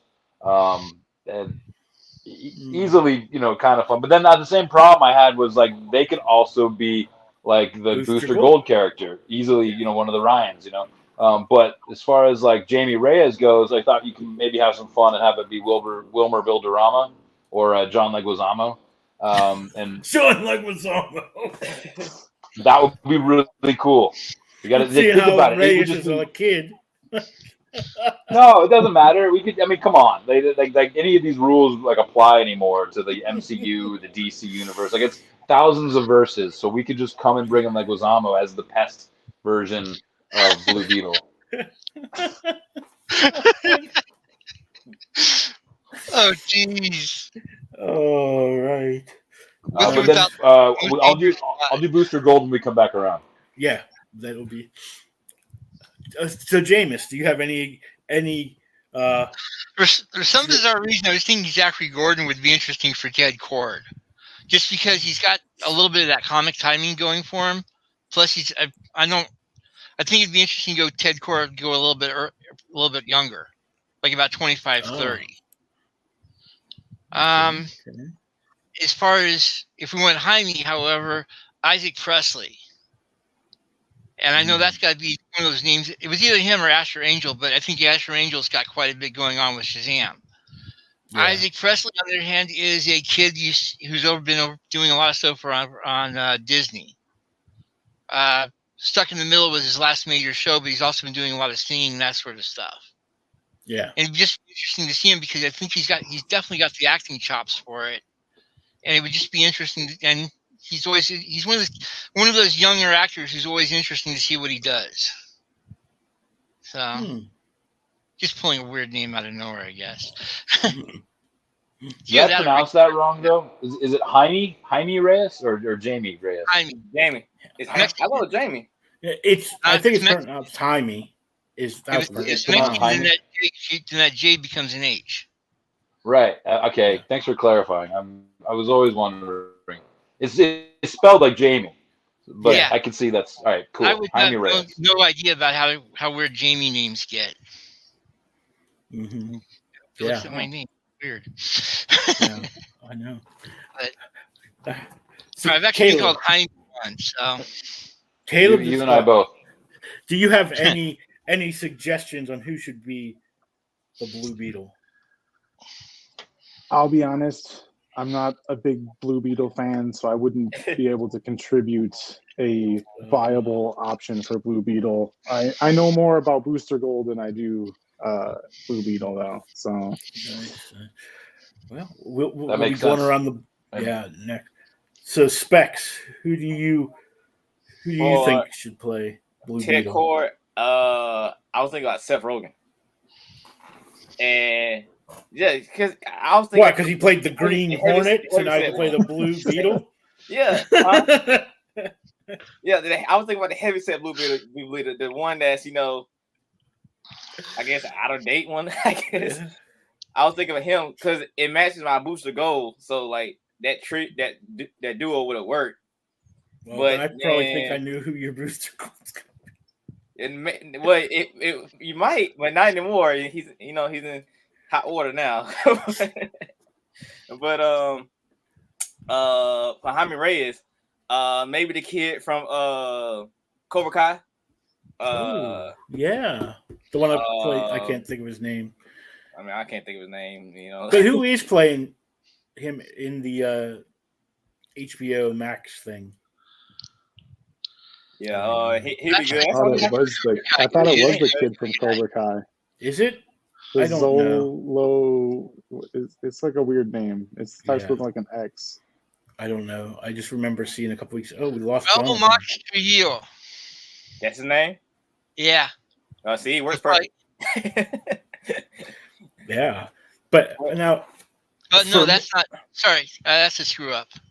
Oh. That's it. You're gone. It happens once in a while. You can't be called a geek if you make a mistake like that. Sorry, Zolo Mariduena. Yeah, Zolo Cup, Red Solo Cup. That's. But I think he'll be a good fit for teenage Booster Gold. Just his how he carries stuff in the show. It probably look good. Just what I didn't even read him too much in comics, but in the animated series. Yeah, that's where I know him from. From but even though it's kind of playing Booster Gold, right? I'm not Booster Gold, Blue Beetle right now. They pick, but I have no idea who that person is. Yeah. For me, I has chops. I kind of wanted to go. It depends on which way you want to go with Ted Cord. Like, did you want him to be the older, version of him, or do you want to go comedy? So I have like two versions. I picked Ted Cord. So my choice for Ted Cord was Misha Collins, because especially like if you've read like the newer stuff where he's in what is it, Suicide Squad, where he's kind of like almost like the villain in that run, and he's kind of like a Bruce Wayne type. So I thought Misha Collins kind of looked at that part, because even now I was just reading. It might even been Blue and Gold I was reading, where he's trying to like fix his image after that whole thing with them. So, but if we went like more comedy based, I thought Alan Tudyk. Okay. Tudyk, I love it. He's like great. I don't know if you ever seen was that Damage Inc. when it was on for like that part of a season. That was just.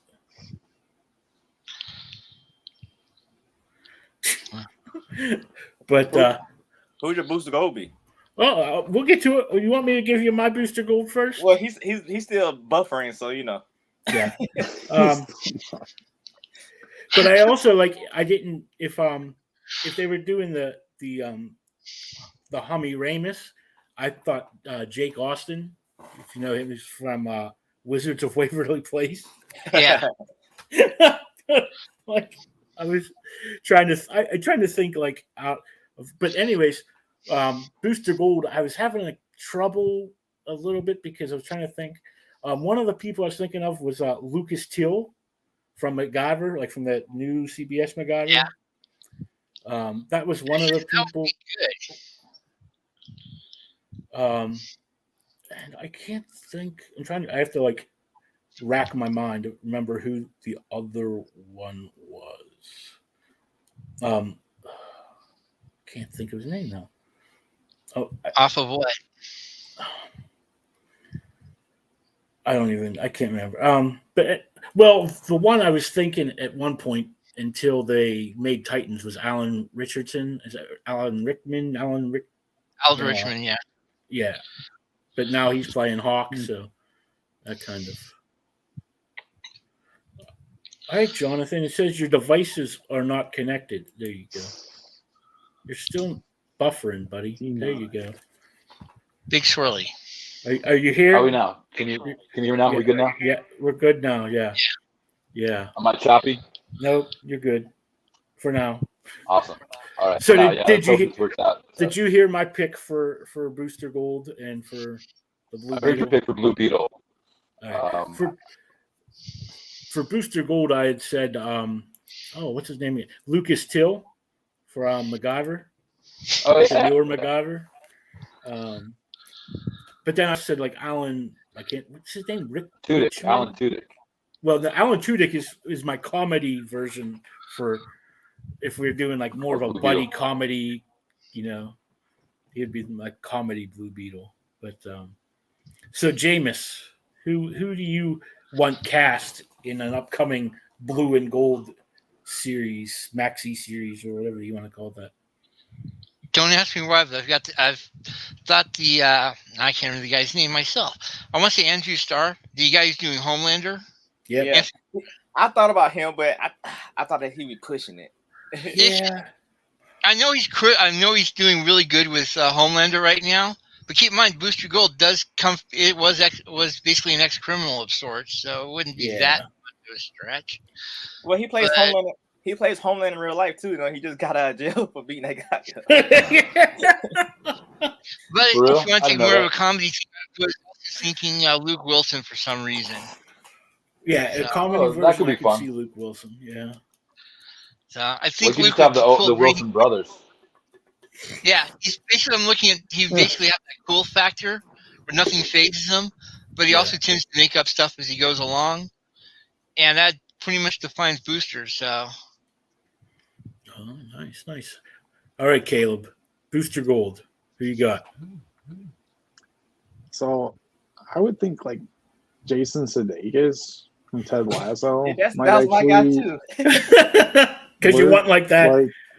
That because he can be funny, but he also has that like I don't know. He has a deeper sense to him too. But if you were going straight silly, like this might be crazy, but like Sean William Scott from like the American Pie movies, yeah. Like, I can see him. I mean, I don't even know where the dude's been for the past decade, but like, I don't know. I think you could dig him back up and give him. I think he'd nail it. I mean, he has that mentality. It'd be fun. The last thing I saw him in was that hockey movie. What was Goon? Oh yeah, that was actually a good movie. He did a sequel recently. Yeah, Liev Schreiber came back. Oh yeah. All right, Specs. Well, they both took my but I was gonna pick both of them. To go with my Seth Rogen, I was gonna pick James Franco. That's what I knew. They're not gonna work together ever again. But that would have been great. Like I really felt like I said, the heavier set Blue Beetle with this like shirt, this summer kind of shirt. Like I've seen that in Seth Rogen. Like boom, then James Franco Booster Gold. That was a good buddy, best friend thing worked out. But hey, man, maybe without him, like. I don't know. Like, no other guy I can think of besides the two they already said, but it has to be somebody else that you can pick. Like, I don't know. The guy, like somebody with that physique, but still can they do that comedy thing at the same time? It's really hard, Some can, which is sort of fun. Some of the big buff guys can actually pull off some of the comedy stuff. So. Yeah. As long as it's not John Cena, I'm okay with it. I want to punch his face every time I see it. It's not like he's a bad actor at this point. He's clearly working his ass off to be Pratt something. might pull it off. It's just Chris Pratt might. Chris Pratt. Yeah, he might. The Chris's could do it. Chris Pratt, Chris Pine, Chris Evans. Or the dude from Step Up. He was gonna play Gambit. The Channing Tatum. Channing Tatum. I was like the Magic Mike guy. Yeah, the Magic Mike guy. He might, yeah. Well, until like I'll give my my recommendations if you don't mind. Until you guys mentioned it, I was gonna say Owen Wilson for Booster Gold, but then Ben Stiller as Blue Beetle, and he could do like the Blue Steel thing, you know. And That'd be you'd have like interesting. Zoolander 3. Yeah, it'd be like the superpowered version of Zoolander essentially, you know, because Booster Gold is very similarly full of himself. Yeah. And then I also thought maybe like a blonde Jake Gyllenhaal might be able to pull that off. Or of course the Ryans, Gosling and Reynolds. But yeah, I thought Chris Pine, or now that you guys mentioned like more comedic versions of it, you could do Bill Hader, like a blonde Bill Hader, you know, from Barry, or Joel McHale from Community. I thought Joel McHale might make a good Joel Booster Gold, 'cause McHale. he's just That's enough huge. ridiculous. And in Yeah. Legends of Tomorrow has him as like Donald Faison. Yeah, which if you wanted to like kind of. Yeah. Now, if they were going like, I always see him as Scrubs, you know. when so that show got canceled, I was like, for the next season, if he was going to be Booster Gold, they had to bring in the other guy from Scrubs in the AT&T commercial or the T-Mobile commercials. Yeah. Wait, no, he is Blue Booster Beetle. Gold. Zach, what's his face? He is Booster Gold. No, I said, but since they canceled the show, he's not coming back. But if they didn't cancel the show and he would be back as Booster Gold, they had to bring the other guy in to be As Blue Beetle. He would be great. Yeah. If Zach, what's his face, as Blue Beetle? Yeah, because they already Zach have Braff. that. Like, yes, Zach There you Braff, go, that's yeah. his name. Yeah, because I mean, I was gonna say Zach Garden State, but okay. So we need to have a villain, right? So I don't know who you guys was thinking, if you've even thought of anybody else, but I was obviously, now I got to think of his name. Oh my gosh, Vandal Savage, I think would be a good villain for that. Because he's like the time traveler. I was so thinking not Josh Brolin again, right? No, not Josh Brolin. I was thinking of, is his name Javier Bardem? Yeah. Oh, that's good. Yeah. Like No Country for Old Men, Yeah. you know, meets Zoolander. I would love to see that.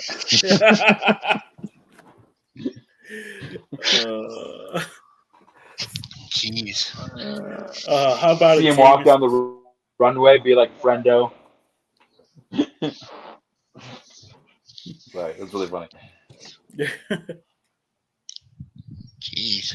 All right, Jameis, who do you think would play Vandal Savage, and not Randy Macho Man Savage? That takes all the fun out of it.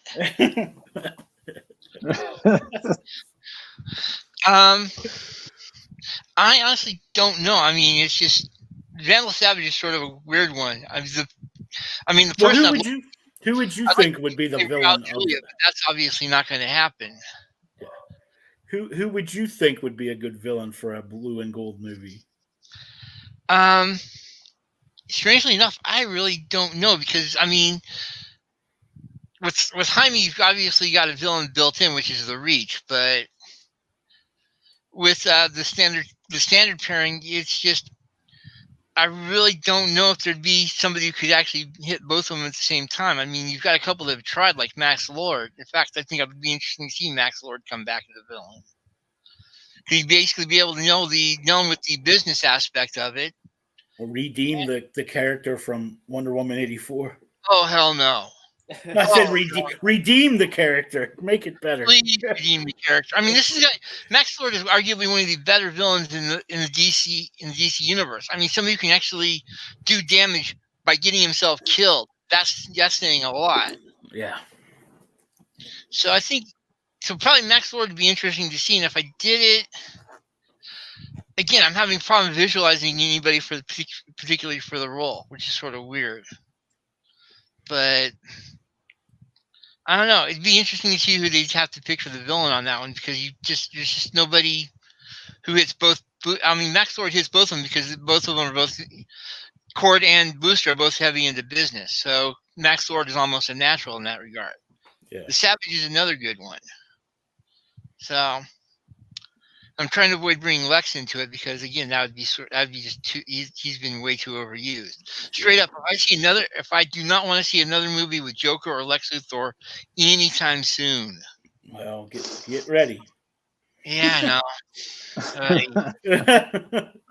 So Caleb. Yeah, I know. And I don't know. I think if you do Vandal Savage, it'd be cool. I mean, he's kind of old, but if you could like Thanos up Keanu Reeves, you could pull him off as Vandal Savage. But see, he doesn't have to be old because Vandal Savage is that's eternal. true. Like, yeah, that's true. But I don't know. I feel like he needs to be buffed up a little more than Keanu can pull off.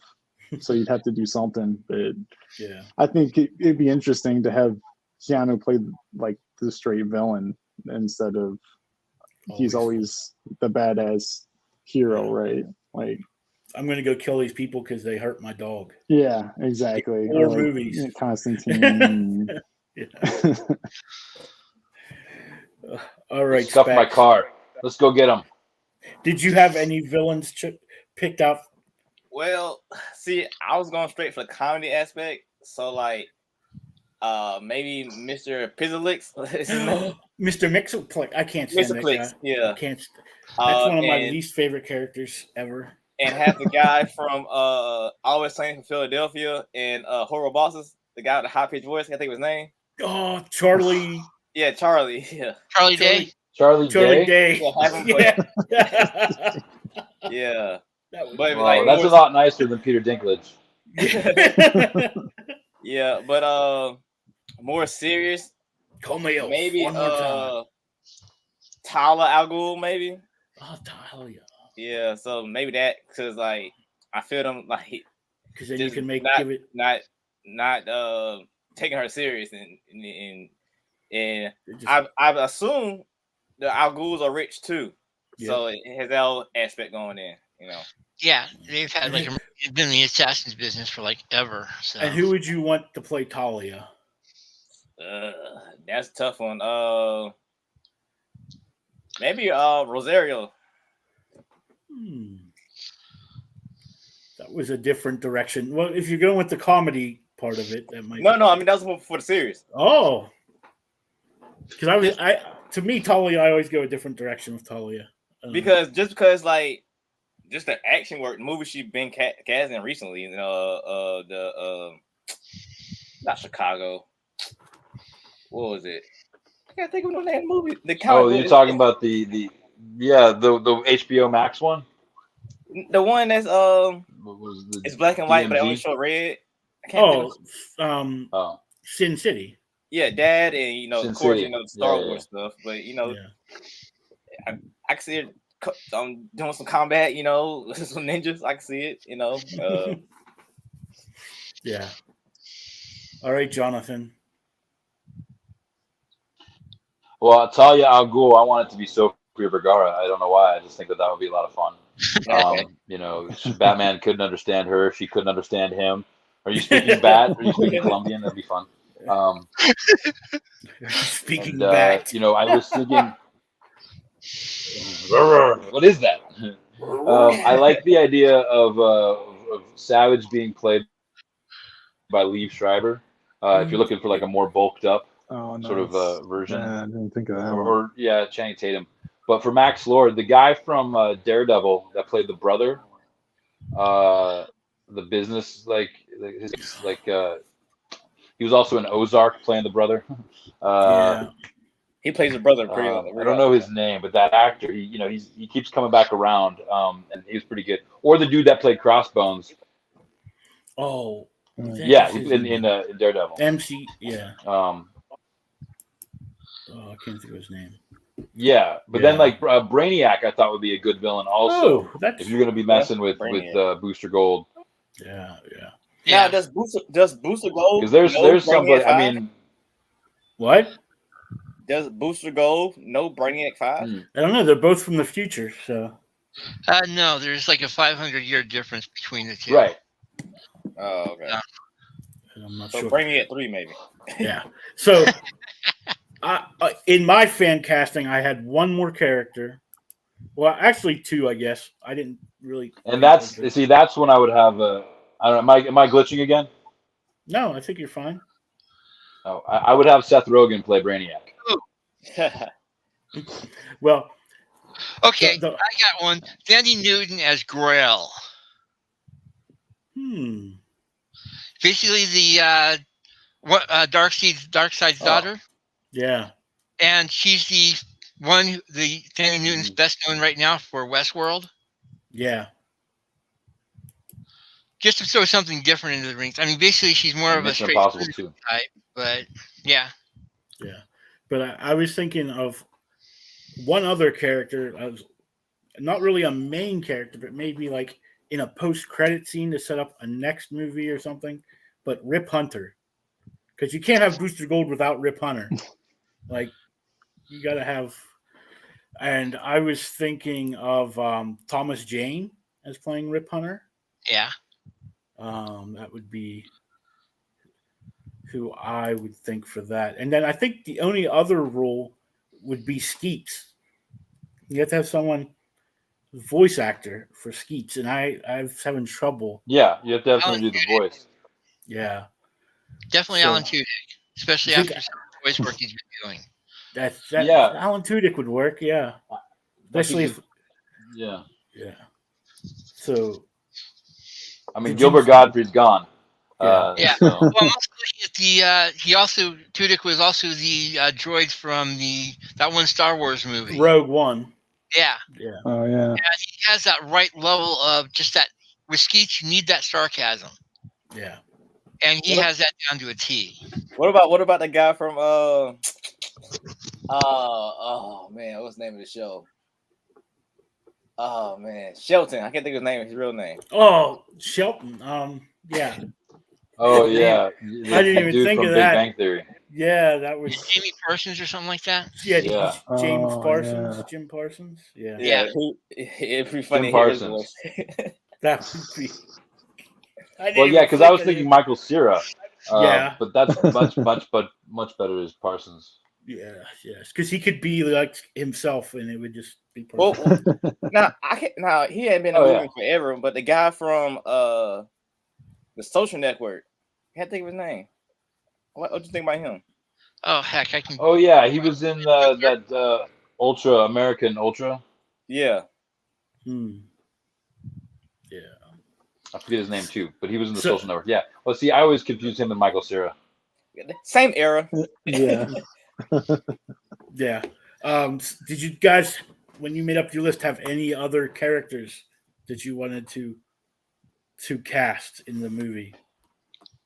You probably got to put the Batman and Superman, just like they did in the Harley Quinn cartoon. It's a one-off, so they can make fun of them.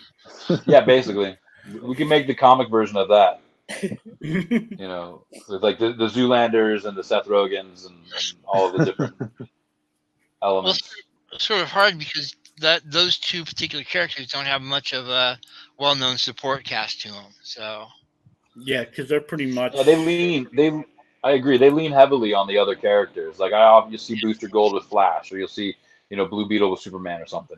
But it's you're right. I mean, they're pretty much out of the Justice League when it comes down to it. Yeah, they're pretty much Justice League B teamers or whatever. So now they top ranked. I mean, Reyes does have a support team, does have his family and all that, so there is that. But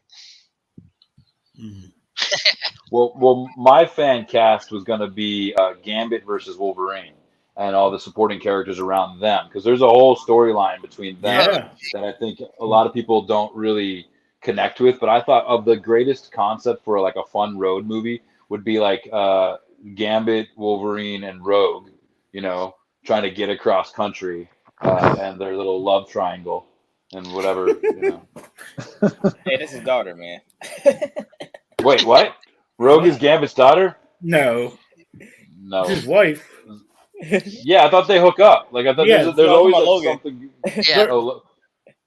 Wait, no, that's just in the movie. I'm sorry. Like that's Anna Paquin is not Rogue. I'm sorry. Yeah, Rogue was Jubilee or she was Now, Kitty now with Pryde that in being that movie. now with that being said, you know, the different tangent though. But if that what I guess I missed that seriously. But in the Hunt for Wolverine books, if that was the case, how come she wasn't in the group? In the what? Hunt for Wolverine. Like he was coming back alive. They had Yeah. it was different. It was Hunt for Wolverine. It was like Yeah, I remember. females that all had like something to do with Wolverine. Yeah. She was missing out that group. Who, Rogue? And why wasn't Rogue there? Yeah, I can't remember. She doesn't really have a part with Wolverine. Yeah, she's not really Jubilee. Except yeah, for the movie. not Jubilee or it was like Kitty it was Pryde. Storm. It was It's Domino, Kitty Pryde, and Jean Grey. Yeah. No, I think she was still dead at that point. Well, I know. Yeah. Yeah, they haven't become mortal yet. She dead. Yeah. She didn't come back with the Phoenix Force to where she can control it now. But so next week we're gonna do Wolverine. But yeah, versus you could Gambit. do that too. So what is your pick for next week? Wolverine versus Gambit? Yeah, that's the movie. So we're gonna be, because I was debating whether it be Wolverine versus the Hulk, because that's like stays with the canon of how like really you would introduce Wolverine in a way. But I think it's more fascinating today to see Wolverine and Gambit, because Gambit's kind of like a character that hasn't fully been introduced to the MCU completely, and his backstory is just wide open in my opinion. Everything out of New Orleans, his whole Cajun thing, and the idea of how he and Wolverine are all a little similar in their sort of anti-hero, like anti-establishment kind of attitude. So nice. It'd be fun. Nice. Oh, and by the way, I was wrong. She was in the group. It was Psylocke, Domino, Jubilee, Storm, and Rogue. So I was wrong. Yeah. Been so long. You might have been thinking Jean Grey, because Jean Grey has a thing with Wolverine. Well, now it's like not in that. It's like I said, she was still dead, but in the comic books now, it's like her and Wolverine and they live together. And Cyclops, yeah, they do. Like if you look at their house, she's her room is between their two. Yeah, and they have doors between the rooms. And now Scott's like kind of back with Emma too, so it's like this whole thing. Well, they used to be living together on the moon. Yes, they still are. Oh, well, it's sort of gone boom. So. Yeah. Well. All right. So. Great show, guys. Next week we have, what is next week? What's the date next week? The 29th, right? So next week is Caden Phoenix will be our guest. I didn't realize we're at the end of the month already. Jeez Louise, where did this month go? So she'll be on next week. And on Friday, I have Lawrence James King is going to be. And look, Jonathan was so excited, he ran away again. I'm back. I'm back. Oh, okay. Back again. Jonathan's back. Tell a friend. We're good. All right, guys. Well, make sure you get onto Amazon and check out, what are those called again? Velas?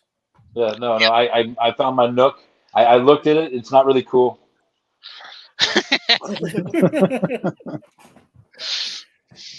And those are called Velas? Yeah, short for novella. Novellas. Thank you. Yeah. That's it. So you can check those out on Amazon. Jameis has those. You can find him on Facebook. I will tag him because I don't know how to say his last name, let alone spell it, because I'm an artist. We don't know how to use that side of our brain.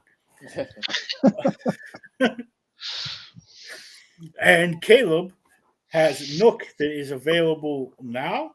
It came out today from Source Point, right? I got that right. Yep. And next month, Neverland issue number 2 will be on Kickstarter, and you can find his stuff at villagecomicbooks.com. That right? I wrote that down right. I remembered. I'm good. And Specs, where can people find you in the beautiful interwebs? Spec 706 on social media. Easy. Easy. And Jonathan's pretty easy. Jonathan's a good follow on Facebook. I like his things he writes, posts every day. calling people out. Yeah, they're all like inspirational quotes and like funny little thoughts that I have. Just making me very here's a fun one I just thought of the other day. Was like, I can't call anybody trailer trash anymore. Not because they're not trash. It's just I have too much respect for the trailer community and their people and their customs. So.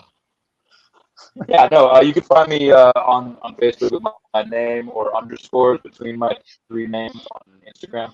And I'm always trying to post fun stuff. And I have a movie meme page called Let's Talk Movies. I didn't know that. We're always like throwing up some fun, mods and stuff. Yeah. Let's Talk Movies, and that's on Instagram? I try to do No, that's on Facebook. Oh, Facebook. I mean, I guess we have Instagram now too, but yeah, the Facebook fan page called Let's Talk Movies. It's been blowing up steam for a while. We reached that 6 million last month. For you living in the second biggest city in the country, your freaking internet connection's horrible. Everybody's on it right now. That's what it is. The whole city. He's like, what? Like, he must have AOL. He does AOL dial. I'm so sorry. Someone picked up the phone. That's why He'll eventually download it. You gotta wait. Yeah, that's true. And you can find us all on Twitter. And I can't. Oh my God! Look how smart I am. I can't remember the Twitter. Comic.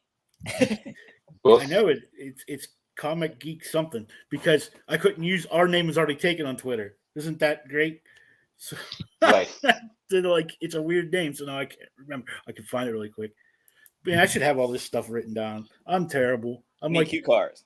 Yeah, I have my notebook, but I don't have it written in there. Yeah.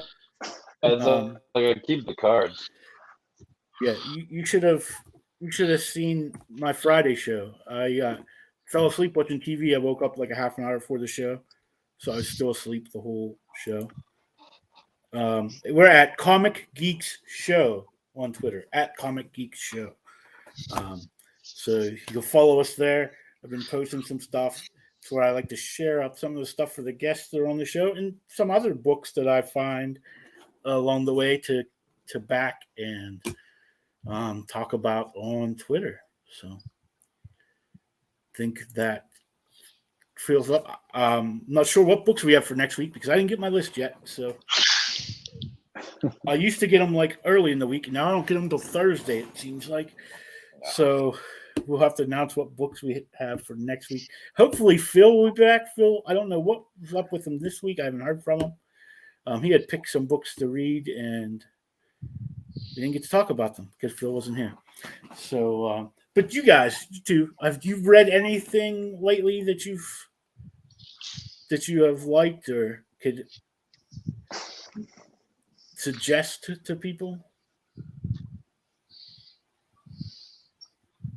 Jamias? Anyone? Going once? Not recently. So going twice? This is kind of old probably to most people, but I dug into the Lock and Key. Nice, pretty edition of the Lock and Key because I hadn't caught up with those stories, and that stuff's better than the original series. Really, honestly, like it's just. Well, the book is always better. Yeah. Well, very happy with that one. But. Nice. Yeah, I'm getting ready to start going back and rereading Descender. If you read that with Dustin Gwen and that's Jeff Lemire. I like the TV show. What'd you say, John? You froze. What'd you say? You like the what? Jonathan, can you hear us? Can you hear me now? Yeah. I was just gonna agree that Lock and Key is. I can hear you. Can you hear me? Are you like 5 minutes behind us? I like the Lock and Key TV series. The TV series. I feel like I'm 5 minutes behind now. Yeah.